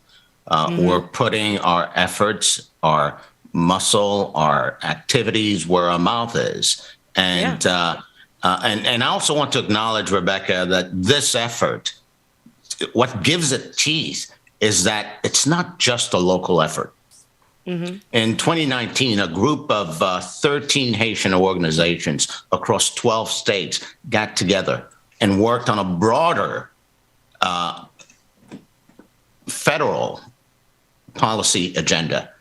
And we in Georgia are leaning and standing on the shoulders of what's called the HAV. It's the Haitian American Voters Coalition, led by a lady named Vanessa Joseph. So we want to acknowledge that organization for not only being the catalyst, but being the organization that's been sustaining this movement for years now. So kudos to them, and kudos to you for connecting this initiative with the Ben Dixon Show and giving it the voice that you're giving it now. No problem, sir. I really, really appreciate you coming on. I know that the organization is growing. You guys have added my friend Abs Petit onto your team. Oh my God, no. Yes. Do not say Abs Petit. Petite in our language means small, but man, this lady's huge. Yeah, she's right? huge. So She's huge. there is no petite in that abs, okay? I'm happy that you guys have her on your team. I know she's going to bring something really, really good, spice it up. I know she's going to be that for you guys. Like you said, her last name might be Petite, but she is a big, huge personality. She's a huge human being. Yeah. And, and so is the rest of the team. I'm really proud that to say that I am the old fart on the team.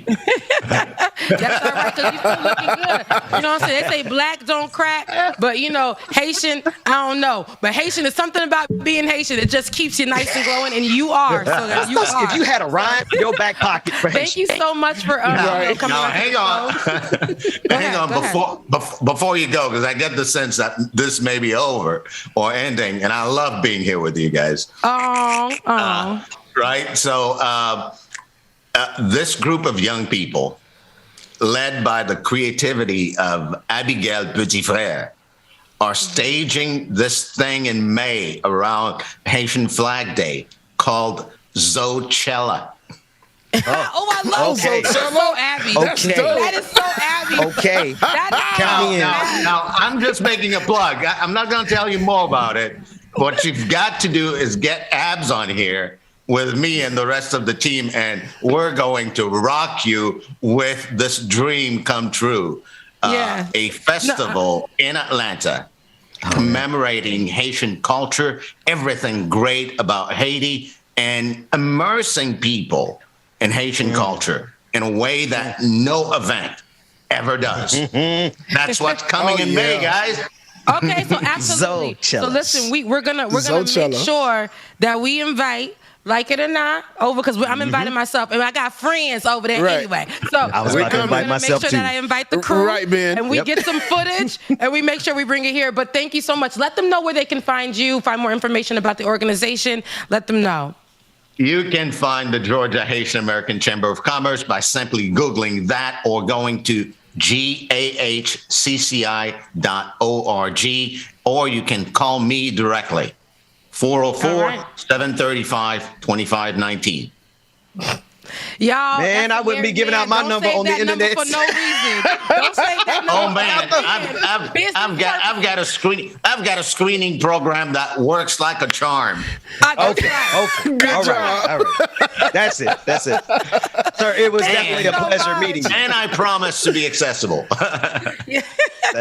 Yes, and I believe it. So thank you so much. We will definitely talk, because I want to hear more about the plans that you guys have. And anytime you need me, just give me a call. I let you know that before. Give me a call, whatever I can do to assist and help to further push this movement, because I believe in this policy agenda and holding these future leaders accountable. Love you, meet it, and we'll see you next time. Pleasure. I honor you guys. Ben, thank you so much. James, thank you. Rebecca, until next time, okay? Until next time. Have a good morning. Rebecca. Azor. Sorry, I couldn't resist. There you go. How you get a guest coming on my show? I don't care about nothing. I ain't pay attention to nothing. I listen to every word. Excellent interview, Rebecca. Yeah.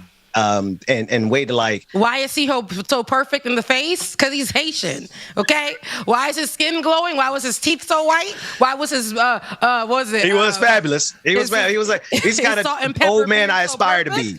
I want my hair to be that clean when I get that age. That salt and pepper was off the chain. I was like, okay, yeah, it was perfect. Like, I got a little competition. Okay, and not like a distinguished gentleman of a certain age present themselves and speaking truth to power. So yeah, no, it was great connecting and meeting with him. Where did you meet him at that same event where you went and you gave? No. Everybody hell. No, I read those people were felt outside of that. But I met him. I'm trying to remember. He actually contacted me, or I must have met. There's so many events that I've been at that he's been at as well. But we connected with each other, and he was so kind. And, just telling me about the organization, and I've heard about it, and I've seen him, and I was getting him mixed up in the beginning when I first moved here with the restaurant owner that also is here, but he is very strong, and I've heard his name so many times, and then being able to meet him, I've actually met people who worked within the organization, and he's held town hall meetings.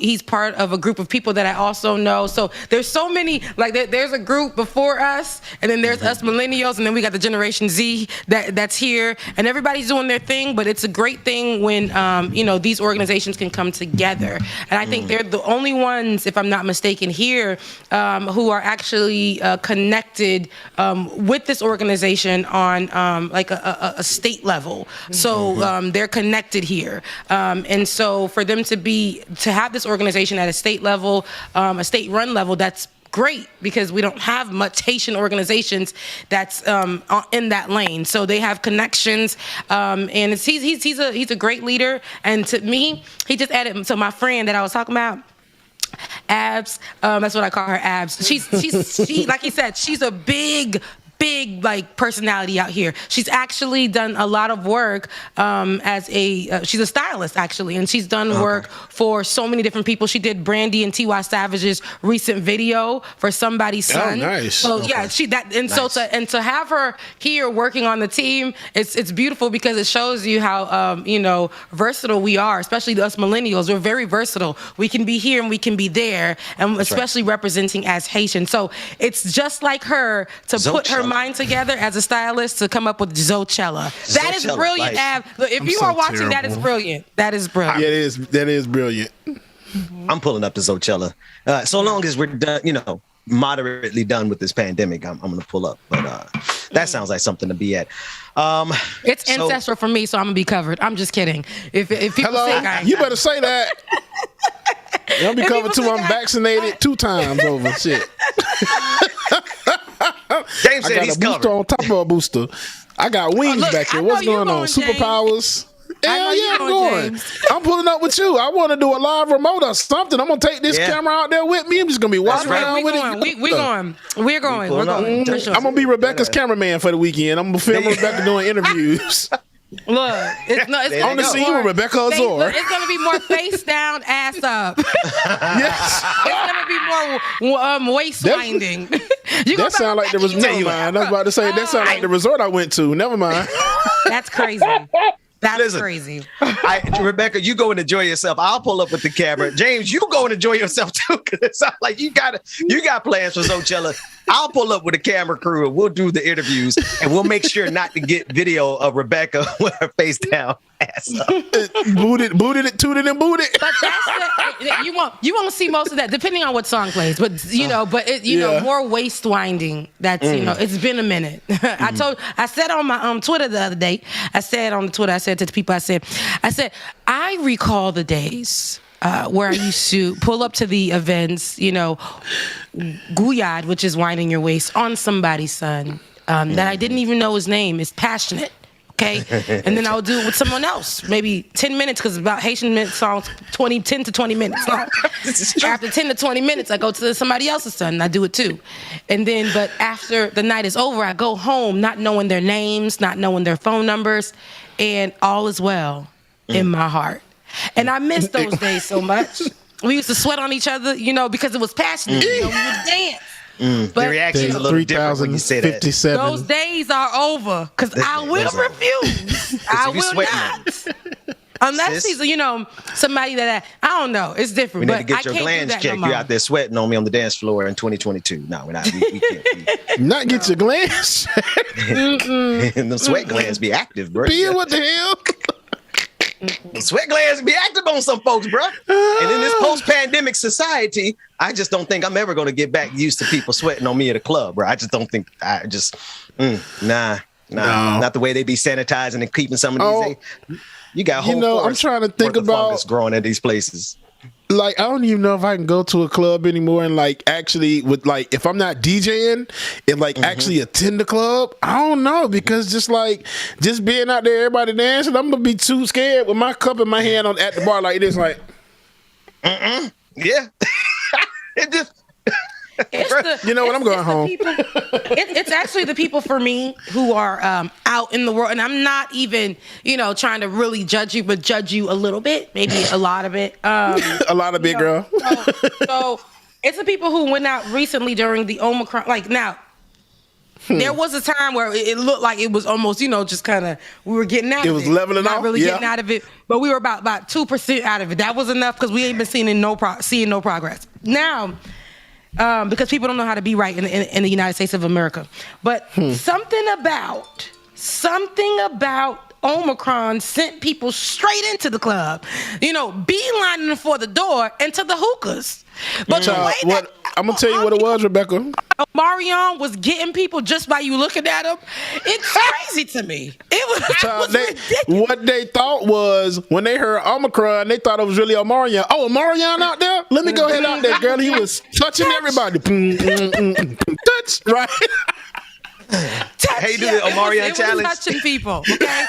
But you didn't have to touch him. You look at him and you're sick. You're sick. It was ridiculous how much people were getting. No, it was the children. So now you going over there to go smoke hookah because y'all, you can't afford to buy more than about 2. So you buying one and you waiting. You be like, pass me the hookah. You're waiting. Y'all sharing hookahs in this panorama. And the hookah be by. Look, the hookah is like this big. About that small.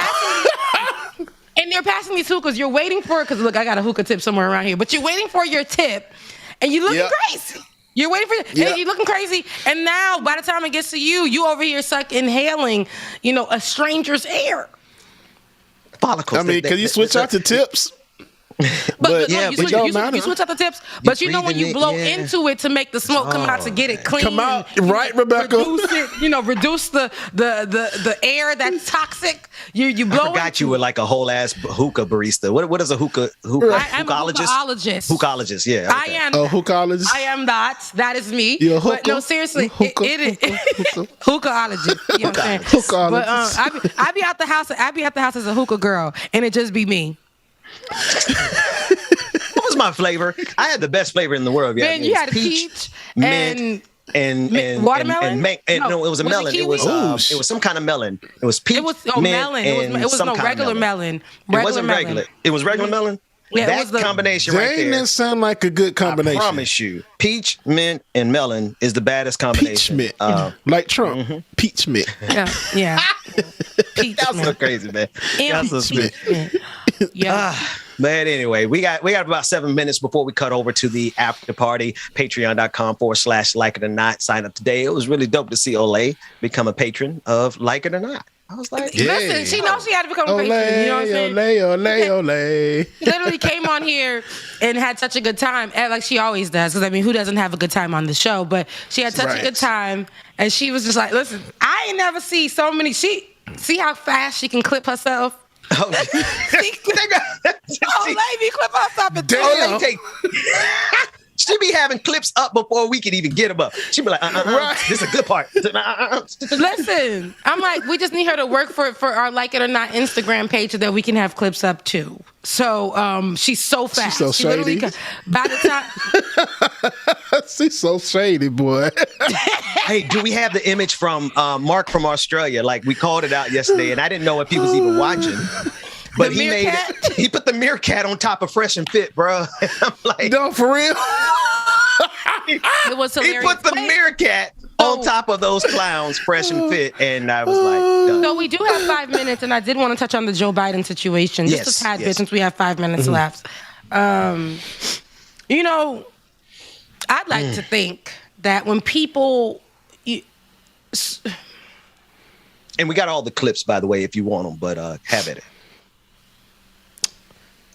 Okay, so I'd like to think that when people are held accountable the first time, like when we first put them in that seat, presidential seat, with the first ambiguous woman in the United States as the vice president.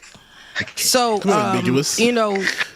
I felt like when we put them there and we held them accountable and we told them we're not gonna settle for this, we're not gonna take this, and we got slapped in the face because we didn't even really want them in that seat for real, but we had to make sure that the seat was not going to be taken over by the Trumps and them again. So having them there did some good things, and we flipping states blue, all that good stuff. But the thing is, a lot of the promises and policies that he dropped, right, that he was behind, that he was pushing his candidacy on. Is that a word? Yeah, but no, that he was pushing. He was He pushing did that it, on. That he was pushing that with. All of those things never happened.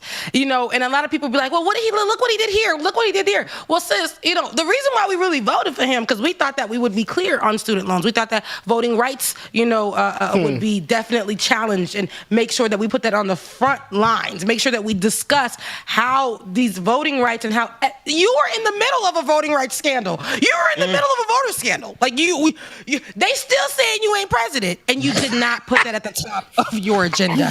And now here we are, and you're saying that now this is something that you cannot stand by after we've been screaming it every day, after Cliff Albright and them been standing over there talking about how Governor Kemp and his friends and them have been literally disrespecting, putting barriers, dragged Park Cannon. Mm-hmm. That's right. Dragged her when he was signing the bill that was taking away people's rights to vote, particularly black people's rights to vote. Yeah. And you have the nerve to now, after all that time that they had to go through that, the people in different states marching daily. Getting arrested. About this particular issue. Now, after all of that time, after you done did your photo shoots in the middle of the hallways and the byways and the skyways and the highways, okay, with your little glasses on, after you done did all of that, now today, after all of that time, people are beaten bloody. Now, you done came out of nowhere after your fresh sleep, after getting your colon cleansed, and you said today will be the day that I speak about voting rights. We need to discuss, as I have these black people behind me, we need to discuss the fact that it's an issue. And let's now challenge the filibuster. Let's get that. We must do it today. There is no better time to do it than now. You done been in this seat. It's been warm. It's hot now. You done been in this seat. Okay. Now you decide to get up. And people have literally risked their lives all this time just trying to get you to hear, just trying to get you to make a statement, just trying to get you to have the conversation. And now you do it. So that's why people are weary of this all of a sudden you're coming out and speaking on this. That's why people like Cliff Albright, are weary about it. We don't trust it. And that's okay that we don't trust it, because when we did put our trust in you, you did nothing. So we need to get it in writing. We need to see it. We need to make sure that this is promised to the people, that this will be something that you challenge, you fight, you make sure that, voter suppression isn't a thing. Voting rights, who it's challenging. I need challenging. Watch this, Rebecca. I need you to say that with your mouth, but go ahead, Ben. I was going to say, watch this. He did something, but I want you to parse it. I got some checks. I got kids, though. So I got a couple checks. Then they ended it. They ended that. No, we ain't getting those little checks anymore. But that's it. I think we got 1,400 instead of the 2,000. Okay. I mean, there's some things. There's little piecemeal things that they did. But this man ain't canceled student debt. And I'm saying, if you really want to win, it's almost like, it's like they don't want to do the obvious things. You cannot win unless you protect voting rights. Duh. You cannot win unless you actually do something for the people who elected you. Duh. I'm just tired of all these people who look at us and say, well, we should stand by Joe Biden in a way. House way. In what universe? Should we just stand by the most powerful person in the world as if he's like some impotent granddad and just be, oh, that's just Papa Joe. He moves a little slow. He couldn't get to the voting rights in 2021 and he's getting to it now. And they want us to just be happy with the fact that he's simply talking about it and he ain't done nary a thing yet. But wait, did we get money under Joe? I don't remember check. I remember a check from last year from Joe. He had a if you toe. Didn't have kids, he had a toe in the White House. He had a toe in the White House. If you didn't have kids, you didn't get no check. Yeah, he had a toe in the White House. I didn't get a check, but he had a toe in the White House at the time that he said we was gonna get a certain amount of money. But that's okay because the 2,000 became 14. And so to me that wasn't a win for us because at the end of the day, if you don't think the people of America first of all, you didn't even give us what you promised when it came to our student loans that you kept pushing and pushing and pushing.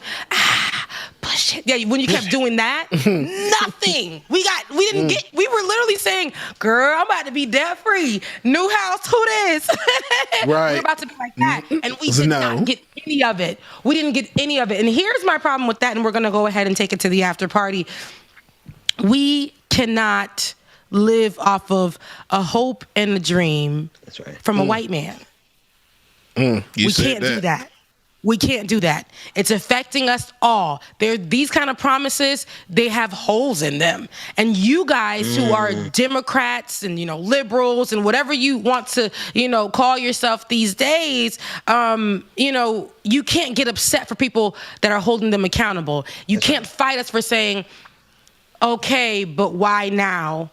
And what do you plan to do? Can we get that in writing? Can we get that in some kind of law form? Can you go confront Joe Manchin, Kirsten Sinema? Can you go do those things? We need to see it because that's the way that we can believe it. And if, you can't, all you guys who follow them and are stands for them, you can't get upset with us for holding them accountable and asking where they've been all this time, what's they changed their mind, how can we move forward and having true trust in them?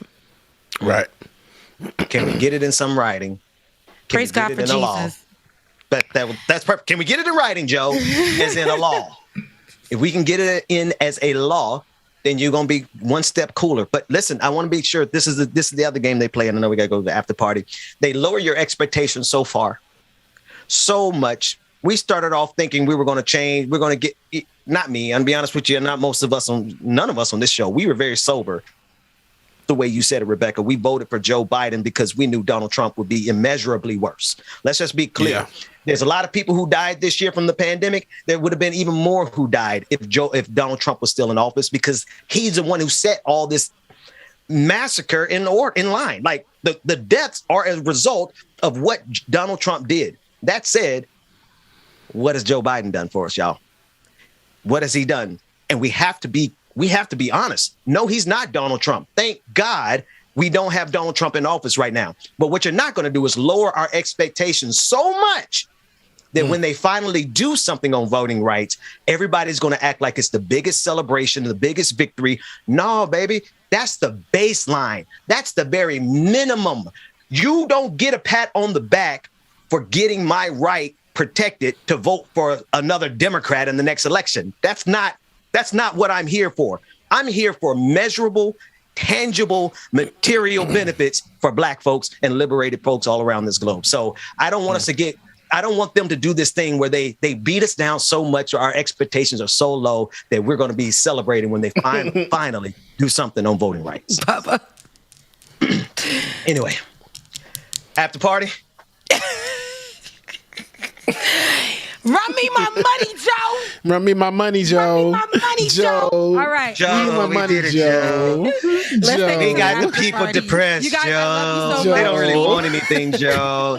They don't even want student loans canceled anymore, Joe. Hey, Joe, I'm just going to act like I'm jogging, and when you win, I'm just going to call you on the phone and say, Joe, we did it, Joe. It's all staged, but we did it, Joe. Do not come. We're going to talk about Kamala Harris a little bit in the after party. Head like that? But we'll talk about her in the after party. I love you guys so much. Make sure you guys are tuning in tomorrow if you're not headed over to the after party, which you all should be, okay? But if you're not, make sure you become a Patreon on patreon.com/like it or not. Y'all said that? I love you, mean it. Love y'all, mean it. All right, B. All right, y'all. We are heading over to the after party. Shout out to B. We will see y'all over there, man. Hey, shout out to everybody that joined us this morning. And if you are not the Patreon yet, you can go to patreon.com/like it or not, or patreon.com/the I have so much trouble saying. Go ahead, become a Patreon. Get the likes up, get the sets up, all that good stuff, and get all this access, man. We love y'all. We mean it. We will see y'all tomorrow. Shout out Marsha Reese in Industrial Arts. What's going on, y'all? And also, your affirmation for today is I can feel my body growing stronger, and I am grateful I never give up. I can feel my body growing stronger, and I am grateful I never give up. All right, y'all. Y'all be great. We're going to take y'all out. Come to mama. Just come to mama.